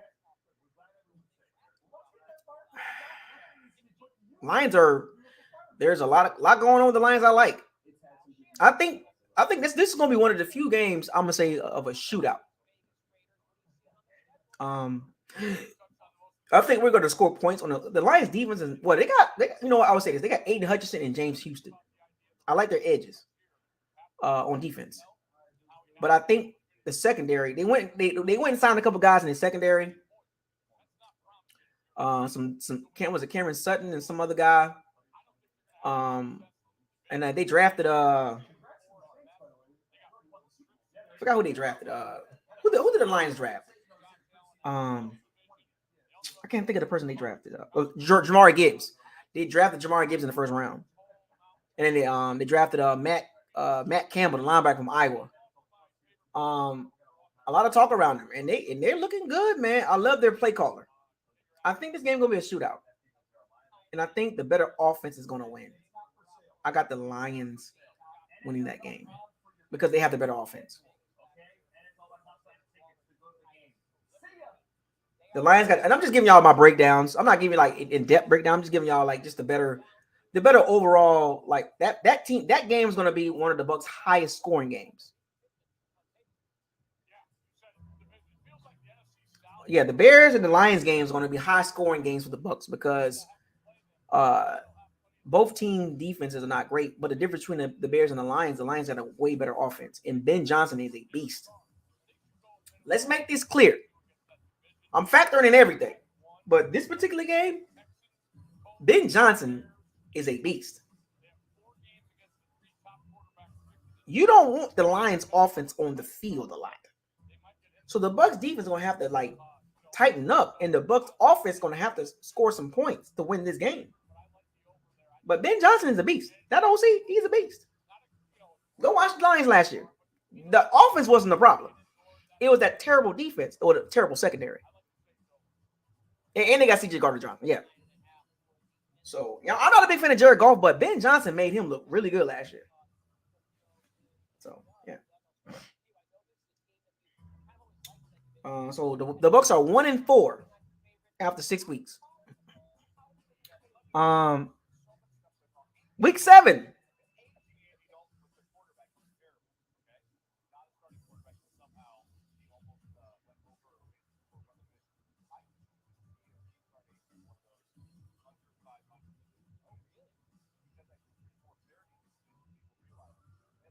The Falcons. This line's got pass rush. Did you not watch James Houston and Aiden Hutchinson? Young guys, young studs. Did you not? Did you watch the Lions? Like their pass rush is only going to get better. Like they had 2 rookies last year. One had 9.5 sacks. One had 7.5. Now they're in their second season, and they've gotten better.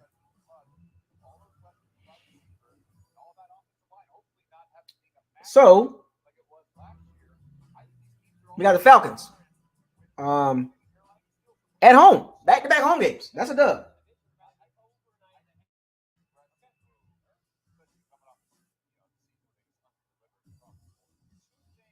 I don't like Atlanta's quarterback situation. I'm not a big fan of Desmond Ridder.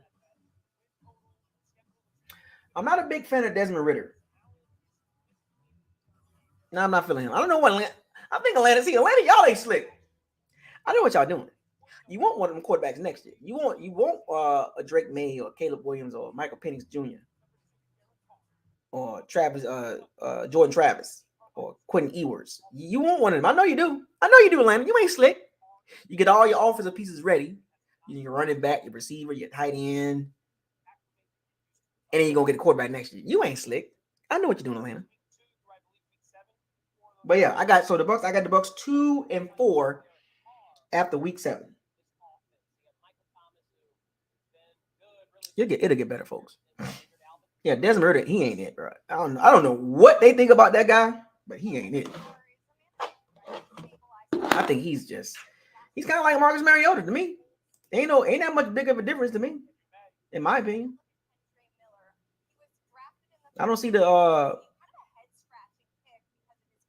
big difference with Desmond Ridder and Marcus Mariota, to be honest with you. I think they're going to be terrible with Desmond Ridder, in my opinion.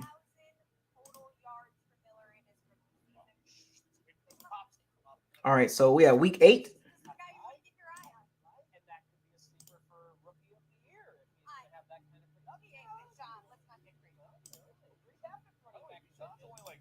Hold on a second here.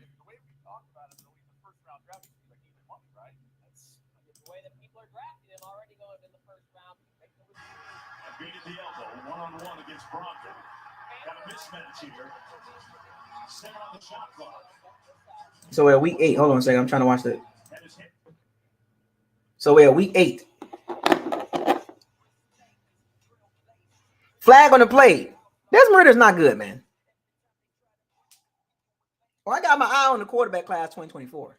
We got to get one of them. No offense to Kyle Trask and Baker Mayfield, but I want one of them quarterbacks next year. Find a way to get one. Find a way to get one of them quarterbacks next year.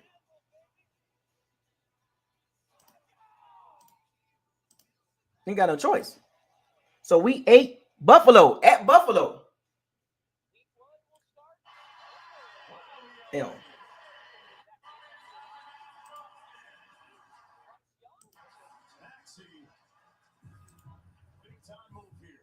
Yeah, we're not beating Buffalo. That's the only thing we need to talk about that.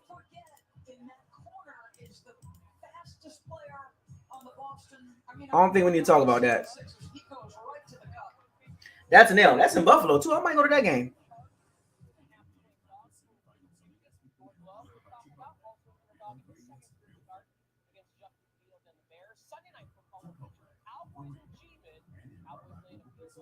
Yeah, we're going to get blown out that game.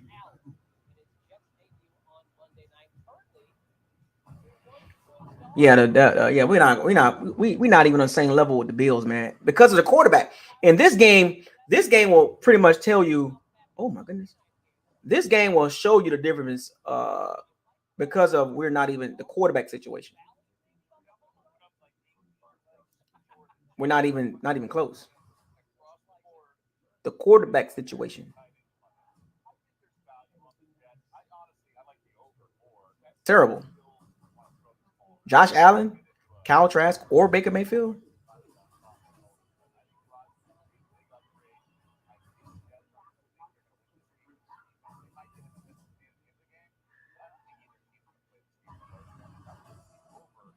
Not even close.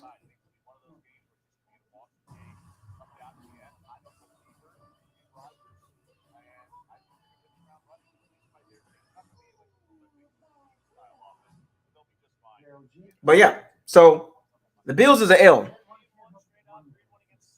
So the Bucks are 2-5. 2-5, and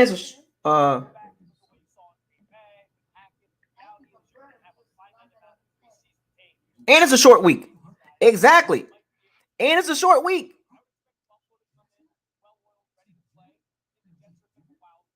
And it's a short week. We're gonna get destroyed by the Bills. I mean, based on the reality, the facts, what I see on paper versus the Bucks and the Bills. That's a primetime game. Wait a minute, hold up. Why are they doing us like this?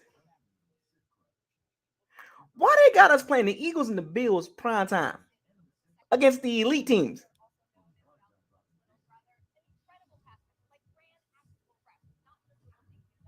Can anybody explain that?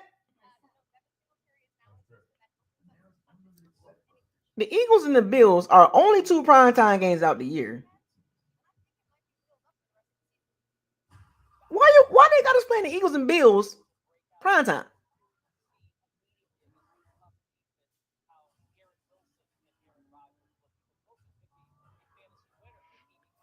What the hell was that? Come on, NFL schedule makers. Why did y'all put us with the Eagles and Bills on primetime?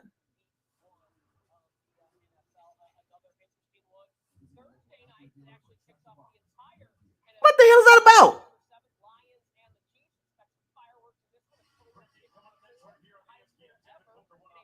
Listen, John B. So the new rule says they can move games around.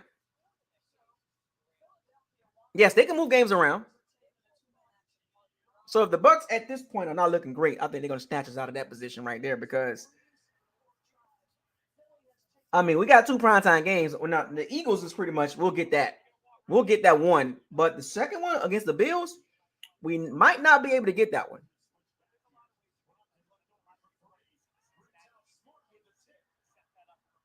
We might not be able to get that one. After week 8, I mean, after week 7, if we're 2-5.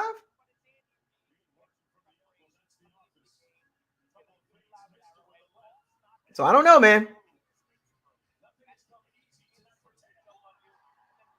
A Thursday night game. They can move us out of that game.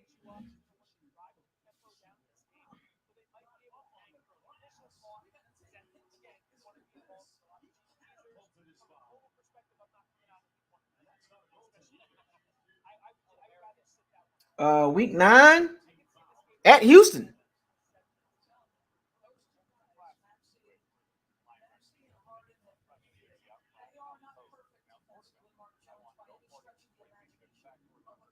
That's a dub.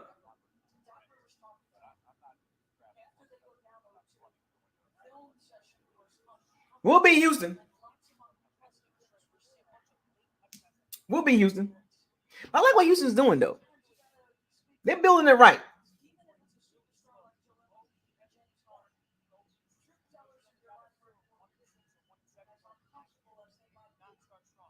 So we're 3-5. We're 3-5.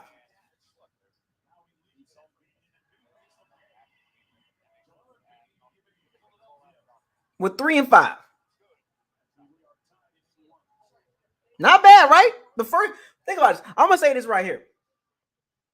The first 9 weeks. If the Bucs are 3-5 after the first 9 weeks, that's a win. That's a win for the Bucs. Do y'all understand where I'm going with this?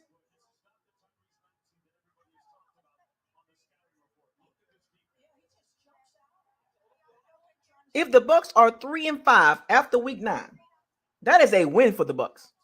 To get 3 games out of the first 9 weeks or first 8 games, that's a win.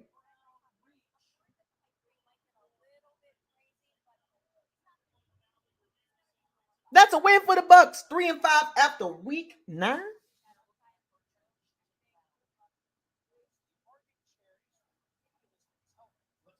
So week number 10, so Tennessee comes to town, to Tampa. I think we can get that game. I think we can get Tennessee. 4-5. I don't like the direction that Tennessee's going in offensively. The receiving situation is bad. Ryan Tannehill, they're gonna move off of him next year. They drafted Will Levis, not a big fan of him. Malik Willis, I told y'all about him. I didn't think he was ready no time soon, like a deer in the headlights. They ain't got the receivers. They got Derrick Henry, so you know they're gonna run the ball and they're gonna play tough defense. Remember, folks, you know what? The one matchup I do want to see: Jeffrey Simmons versus Cody Mulch and Matt Frieder and Ryan Jensen. Can the Bucs beat?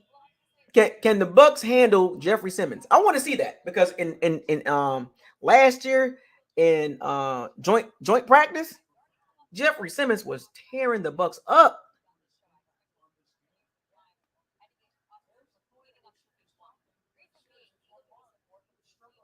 Week 10 is the Titans, man. Keep up. Come on, King Cook. Keep up. Week 10 is the Titans, man. I'm going over this. Can the Bucs handle Jeffrey Simmons?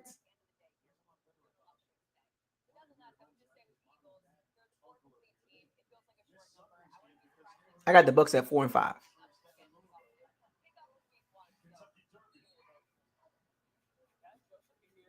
4-5. That is great.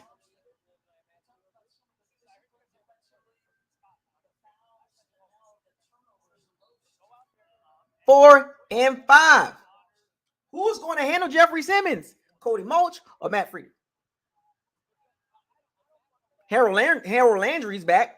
He's a pretty good pass rusher.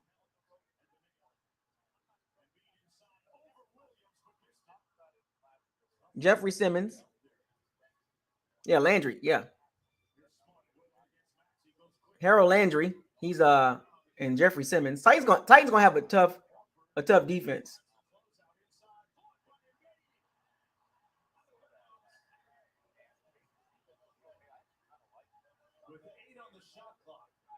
So I got the Bucs at 4-5 right now.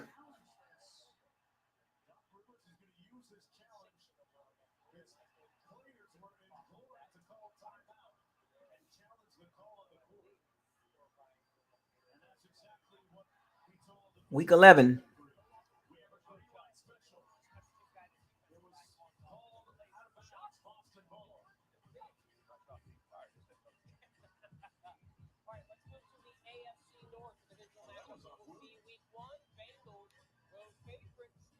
All right. So week 11, San Francisco at San Francisco. So once again, I can go to San Francisco again. I need to try to get there. That's an L.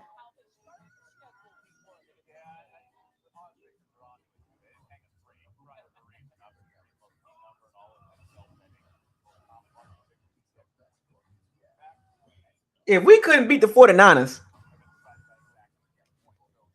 with Tom Brady, we're not beating the 49ers with Kyle Trask and Baker Mayfield. 4-6, man. Let's get it. I like this though. See, I told y'all to relax. Remember, it's all talking points. We still got 7 games to go, and the Bucs got 4 wins already. 4-6 at week 11 is great for the Bucs. Okay, let me. All right, folks. Do y'all understand how football works? Football is 11 on 11. It's not 1 versus 1. Can we get that? I am not a part of the team quarterback versus quarterback conversation. I'm not a part of that. It's the 49ers versus the Bucs. That's how I see it. Football is a team game. This is not tennis. This is not boxing. This is a 11 on 11 offensive defensive game. 11 on offense, 11 on defense for both teams. It's the Bucs offense versus the 49ers defense. 49ers offense versus the Bucs defense. A coaching battle. Todd Bowles, Kyle Shanahan. If you're going to use that situation, use the coaching perspective, not the quarterback's perspective. Stop that. Stop that. Stop the quarterback versus quarterbacks. They're not facing each other. It's Kyle Shanahan and Todd Bowles. Use the coach perspective, not the quarterback perspective. You're going to skip the coach. We're going to skip Kyle Trask and Todd Bowles and go to Baker Mayfield and Brock Purdy. It's not about that. It's about the coaching. Did you not see it last year? Todd Bowles got ramshacked by Kyle Shanahan with Brock Purdy. What do you think he's going to do this year? Come on, man. You guys got to stop that quarterback. Y'all been Why y'all been programmed like that? Oh my! Don't get programmed by the media. But anyway, we're not beating the 49ers. Let me make that clear. Barring catastrophic injury.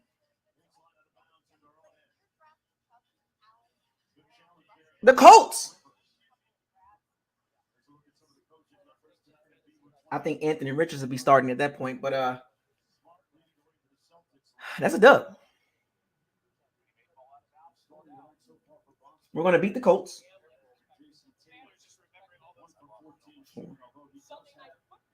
5 games.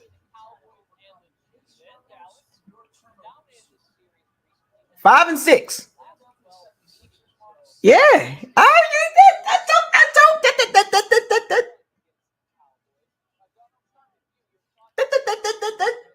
5-6.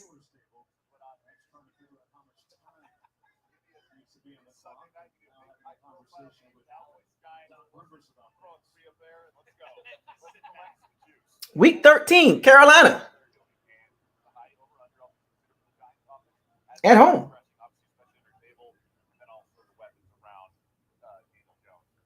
I think that's a dub. 6-6.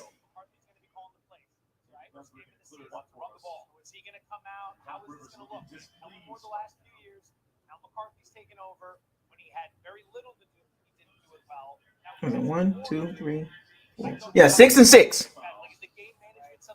6-6. See, I told y'all. I told you. Week 13, right around. Okay. So we had week 14.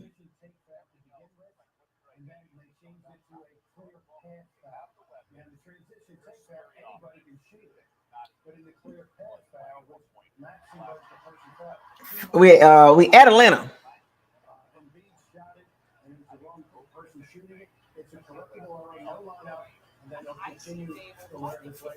Remember, I'm going to give another schedule prediction before the season starts. This is just basically after the draft. The schedule came out, you know what I'm saying? That's all it is. So we at Atlanta.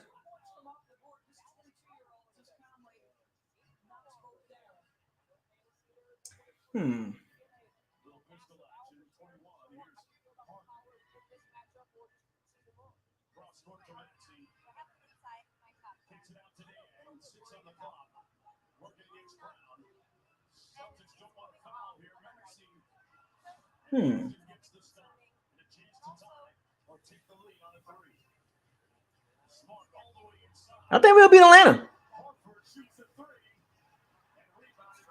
7-6. 7-6.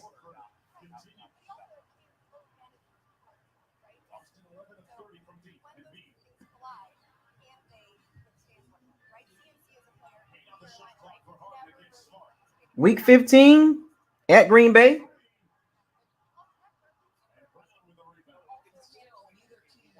I might need to go to Lambeau Field.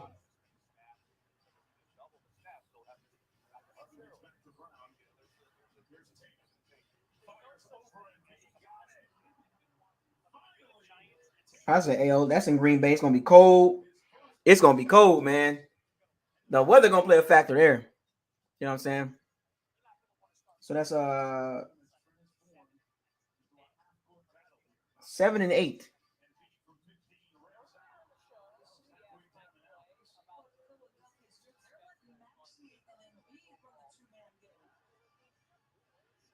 Week 16, Jags. That's an L. I'm not beating the Jags. I think the Jags are more up and coming than us.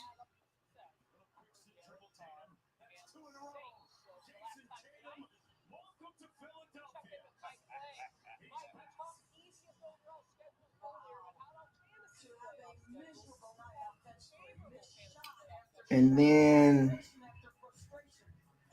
the Saints.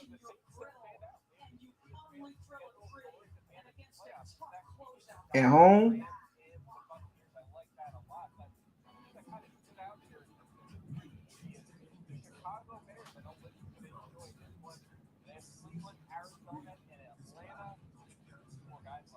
That's a dub.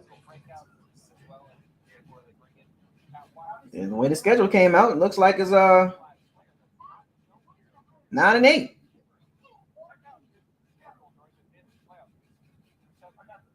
Panthers last week. Yeah, so that's 9-8. Yep, there we go. 9-8. I got the Panthers winning that game, so home game for them. So I got to say 9-8. 9-8, folks. That's not bad. As of right now, 9-8. Now that's not factoring in no injuries and nothing. That's just looking at what's been going on. No training camp, no injuries, no preseason. This is just my guess. My guess. Now there will be another schedule prediction before the season starts. This is after free agency, after the draft.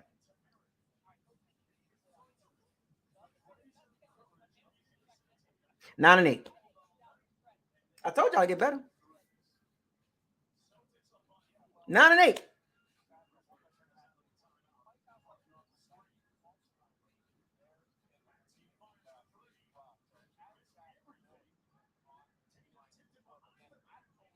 Nine and 8.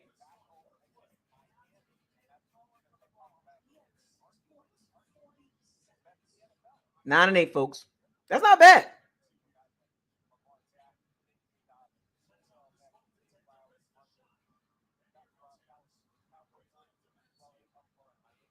Nine and 8, folks.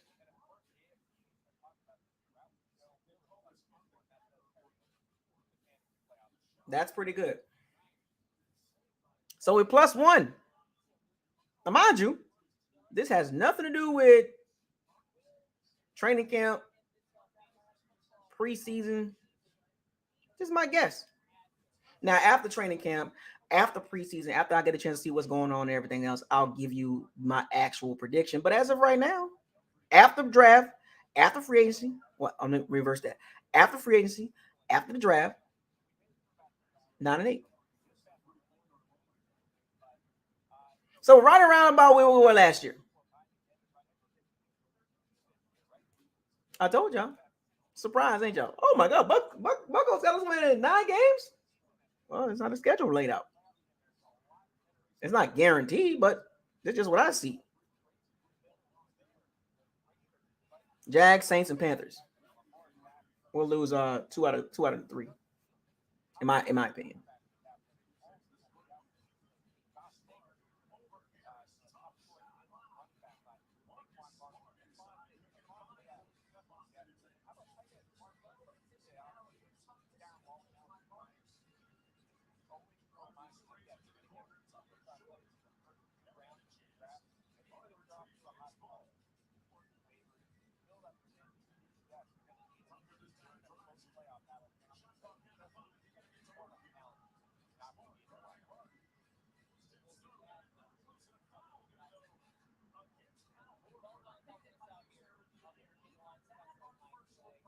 Nine wins, folks. 9-8. This is after free agency and after the draft.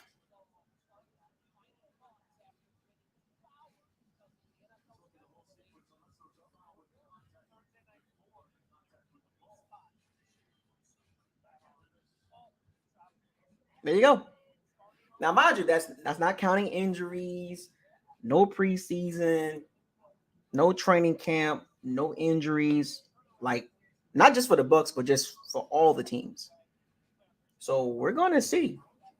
Now, like I said, I'll give you another prediction before the season starts.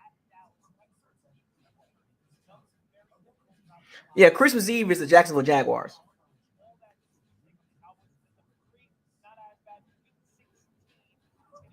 So there's a stretch between week 9 and week 14.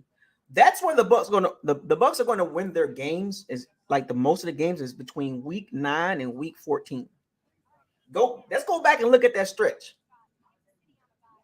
Houston, Tennessee, San Francisco, Indianapolis, Carolina, and Atlanta. That's where the Bucks got to win their games. 5 out of 6. Right there. Go back and look.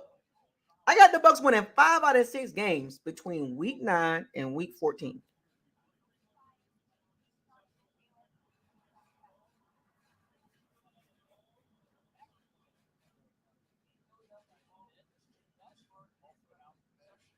So from week 9 all the way till week 18 are all games on Sunday. No more primetime games. So after week 8, the Bucks will not be on primetime no more.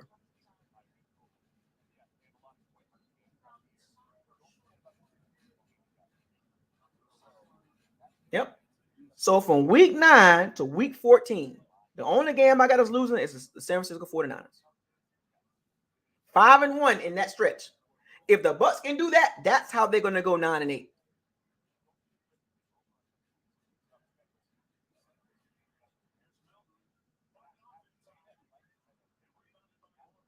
That's how they're going to go 9-8. Between week 9 and week 14, they got to win those games. Oh, snap.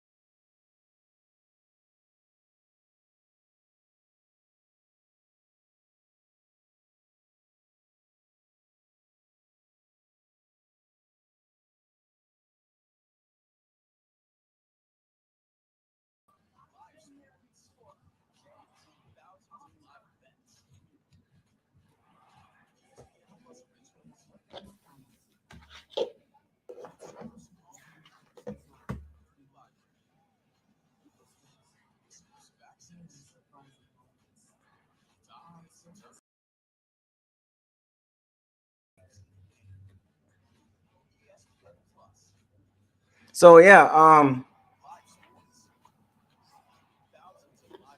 so yeah, 9-8.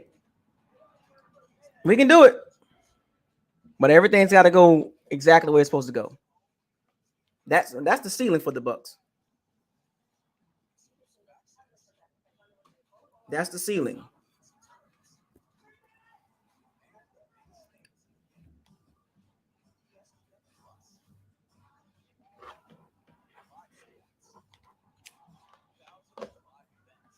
So my ceiling for the Bucks is 9-8. That's the ceiling. No more, no less.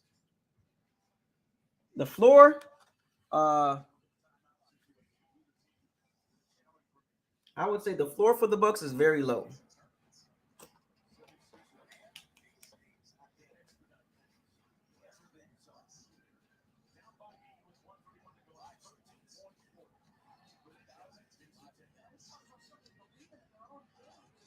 Oh, the floor is 5-12.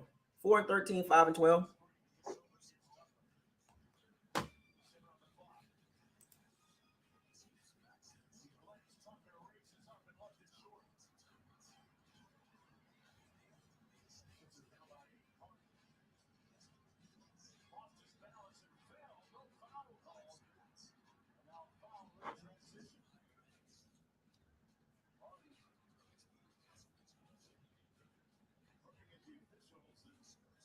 Yeah, the floor is low.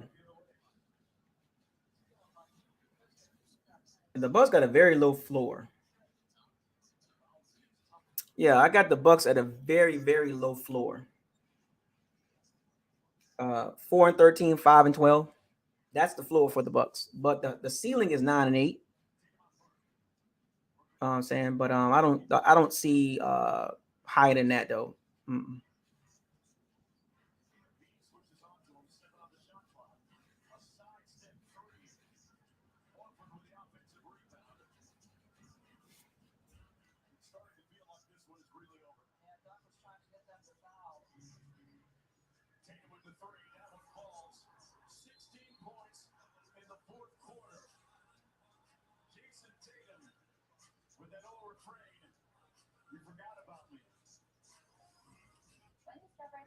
So yeah, there was no. So for me, we're not going to the Super Bowl, but we'll be competitive. We're not going to be terrible. We're not going to be really, really, really good. And these games that I got us winning, they're not going to be like high scoring games. This is more of a defensive thought process. So if you want my outlook on this is more a defensive. Remember, I told y'all, I'll give y'all keys. A defensive driven team, not offensive driven. This is going to be a 9-8 win, a 9-win team at the max because of the defense. The defense will get the Bucks 6 games. It just can the offense squeeze out 3 of those offensively, right? And yeah, I can factor in the quarterback situation, but just looking at it for what it is, I'm not going to factor in. I'm factoring everything. I factor in the coach, the quarterback situation, the offense, the defense, the coaching matchups, and I got 9-8. That's the ceiling. So this right here is the best I can give you.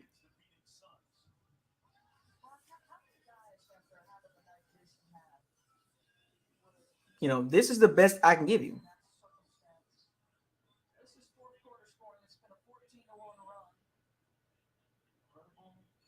I can't give you anything higher than that. Now, if you got the Bucks winning more games than that, have at it. Have at it. I mean,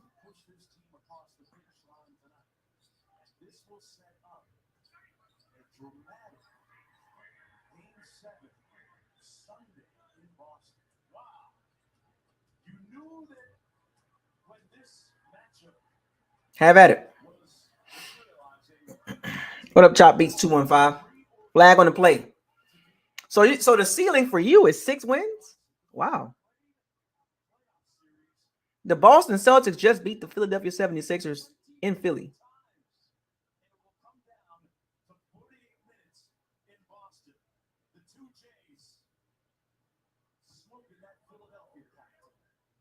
It's over. Wow. See you Sunday. That's what they like to say. So that's factoring in everything. I factored in everything, the matchups. Now, mind you, the quarterback situation can determine a lot, but it's not going to be the de facto reason why the Bucs go 9-8. Let me make this clear. This prediction right here, this early prediction is not, the quarterback is not leading the way.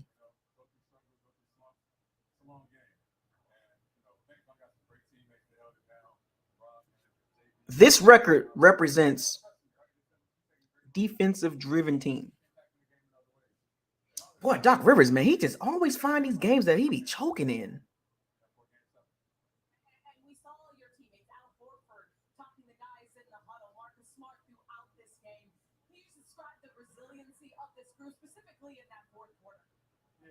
Yeah, Doc Rivers, man, they lose this game, he is done. Bruh, and then so crazy. The Warriors and Lakers game can be the same exact way. If the Lakers let the Warriors win the game, or if the Warriors win game 7 or game 6, and they go back to San Francisco, the Warriors gonna win the series. The Lakers better win tomorrow, or they're not beating the Warriors in 7 in Golden State. Mm-mm. And I don't think the 76ers are going to beat Boston in Boston. Now, let's get back to the Bucs schedule. That is the Bucs ceiling as of right now. Now, my final prediction, the prediction that's going to stick will be before the season starts. This is just something to talk about.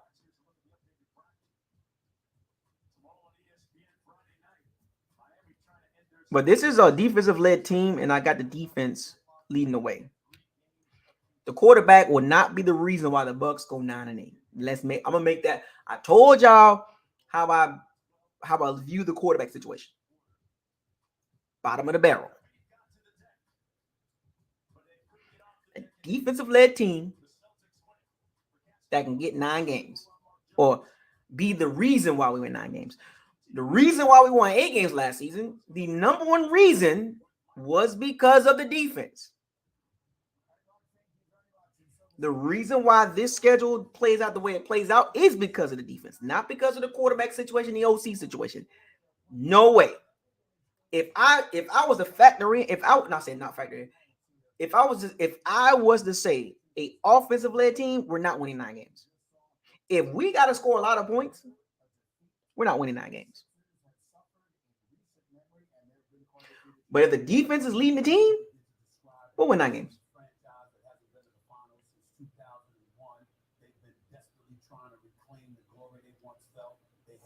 Best opportunity they've had in over 22 years, and they blew it. And now they've got to go back to Boston. So it comes down to which team is going to show up. The Sixers from Game 5 in Boston, or the Celtics from Game 6 in Philly. We don't know, but we're going to find out Sunday. I want to piggyback on something you said because you were there. You haven't been to the conference final. Mm-hmm. And the one thing about Philadelphia is Jalen Rose edge is crazy. His shape up is ridiculous. They be using that spray. So many missed open shots. Melton was missing shots. PJ Tucker was missing shots. Maxey was missing shots. He even missed free throws. The Jets got 5 primetime games. So Arizona, Indianapolis, Atlanta, and Houston don't have no primetime games. The Jets got 5. That's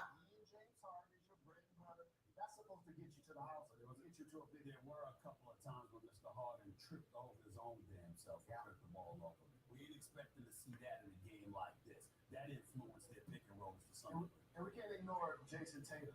Like the way he struggled. Jalen Rose's edge up is crazy. He saw one go in. He wanted to see another one go in, and another one go in. But yeah, so but yeah, like I said, defensive led team, the quarterback situation is terrible. 9-8.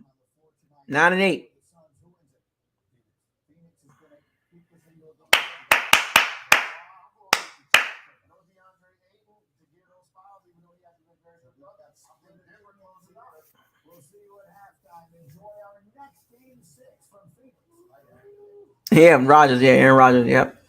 The Jets trying to do what the Bucks did. Get an old quarterback and hopefully they can pull us out. Yeah, that is true though. Clack 5 White. We got to be healthy. Remember, this is factoring it. Remember, I want y'all to understand this. This is not an 8 prediction. It's early prediction after the draft. This is based on. This has nothing to do with injuries. Nothing to do with preseason. Training camp. Nothing to do with preseason. This is just straight up after the draft.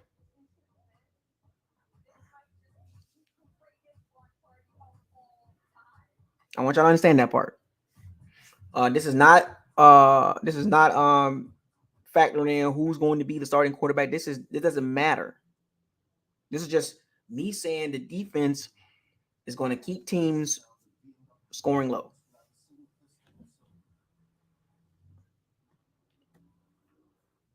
The Bucks are not going to be a high scoring team. The defense is going to be pretty much good. Tie both defense. 8 Disms. $5 super chat. Not winning 9 games with just defense, especially with a downgrade at quarterback. 6 or 7 is more reasonable. Yeah, I can understand I can understand that.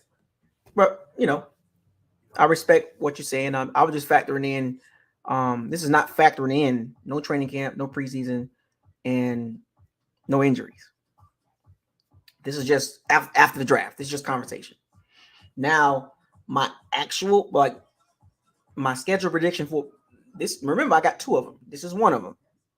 Now, my next one will be okay. This is what it is. I'm gonna stand. No, the next one I do, I'm gonna stand on now. I say I don't have to stand on this one because of it's being early. It's just after the draft. That's all.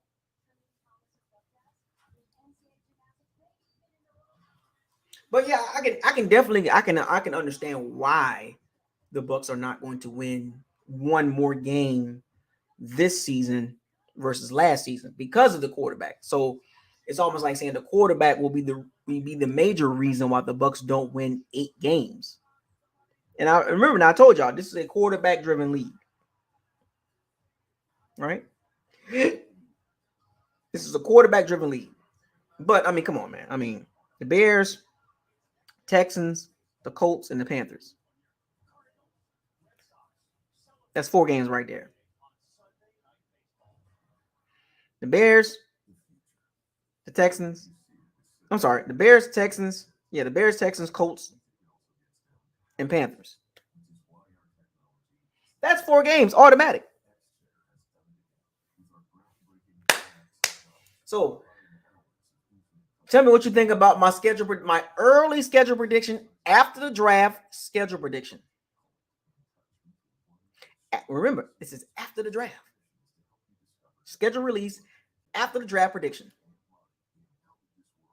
Early prediction. That's all it is, folks.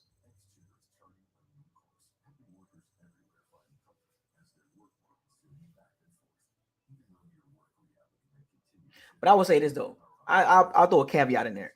If the Bucks got to win games because of the offense, then we would not go 9-8.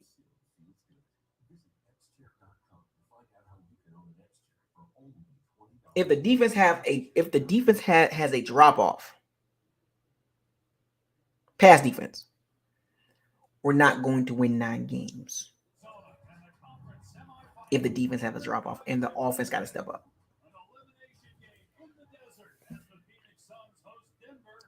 So you get what I'm saying?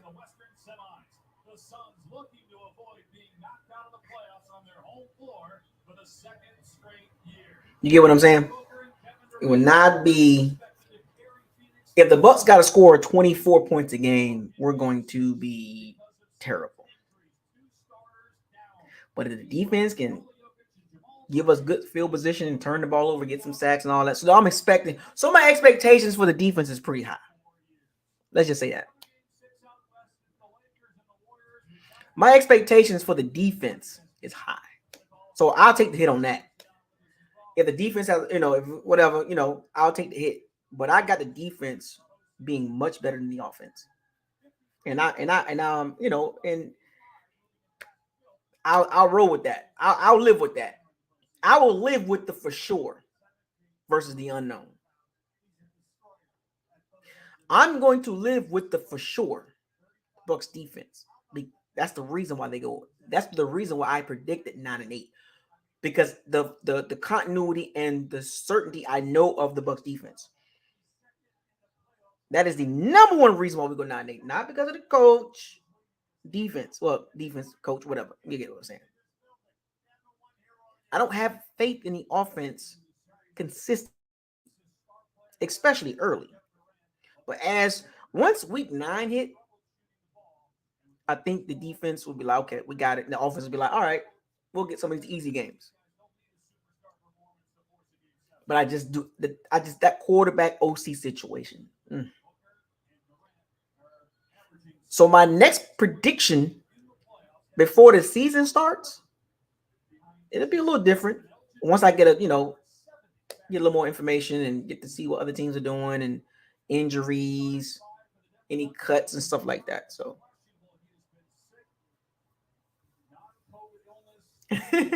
so I got to put this one up here. What y'all think about this, Steven or Steve? But maybe I just got a lot of faith in the defense. I'll put my faith on the defense. I'm not putting no eggs in that offensive basket. I can't do it. And I'm sorry, folks. I'm not trying to be a David Downer. I just can't. He's winning 94. I just can't put no. I'm not putting money in the Bucks offense. I'll put a lot of money in the Bucks defense, though. I'll put a lot of money on the Bucks defense. But the Bucks offensively, not with the quarterback situation in OC. Oh no. First year OC? Baker Mayfield or Kyle Trask? Nah. They will be the last reason why the Bucks go 9-8.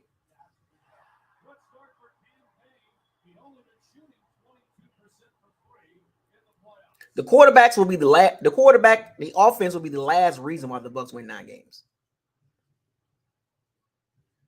But yeah, I just defense. That's my expectations on defense, man.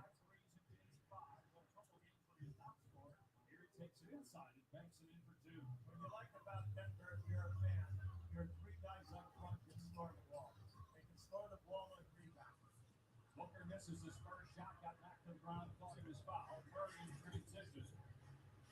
These are for Jokic. And there's Porter with another basket. First assist for Jokic. In the previous game, 33 points for Denver on the break.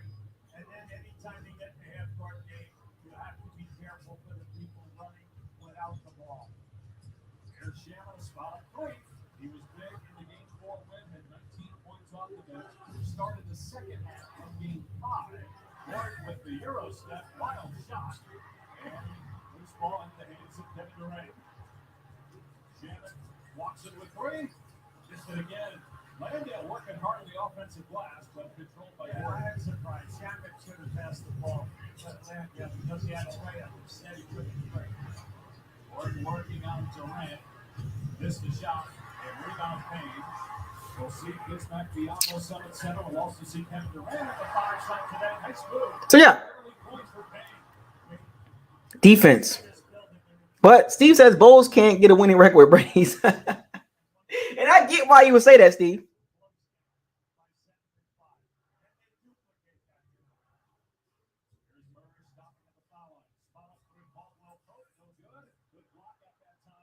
I get why you say that, Steve. I understand.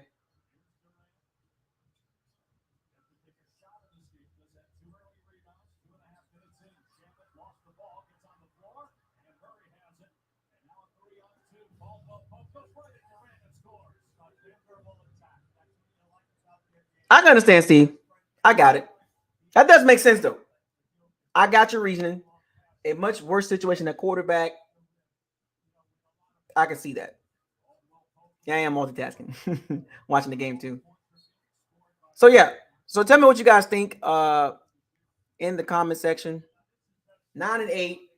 After the draft, after free agency, after the draft. Defensive led 9-8. I know this is an offensive driven league, but hey, I got expectations on that defense. Subscribe to the channel. Like the channel. Share all the videos. Make sure you hit the notification bell icon to notify you on all new videos that's posted on this channel. Shouts out to all the Pirates and Sea-Bandits. 9-8. After free agency, after the draft, another schedule prediction coming up before the season starts. I got to look at the games I want to go to this season, home and away. Fire those cannons. Seize the day. Raise a flag. Hashtag schedule 2023 for the Bucs. Hashtag high expectations for the defense. Hashtag defensive-led team. Hashtag questions at quarterback and OC. Hashtag don't get mad at me. Hashtag facts over feelings. Hashtag probability versus possibility. Hashtag what is this? Hashtag why? Why? Hashtag watch plank. Hashtag fire cannons. Let's talk. Let's talk about my schedule prediction after free agency, after draft. Leave it in the comment section. I'm out.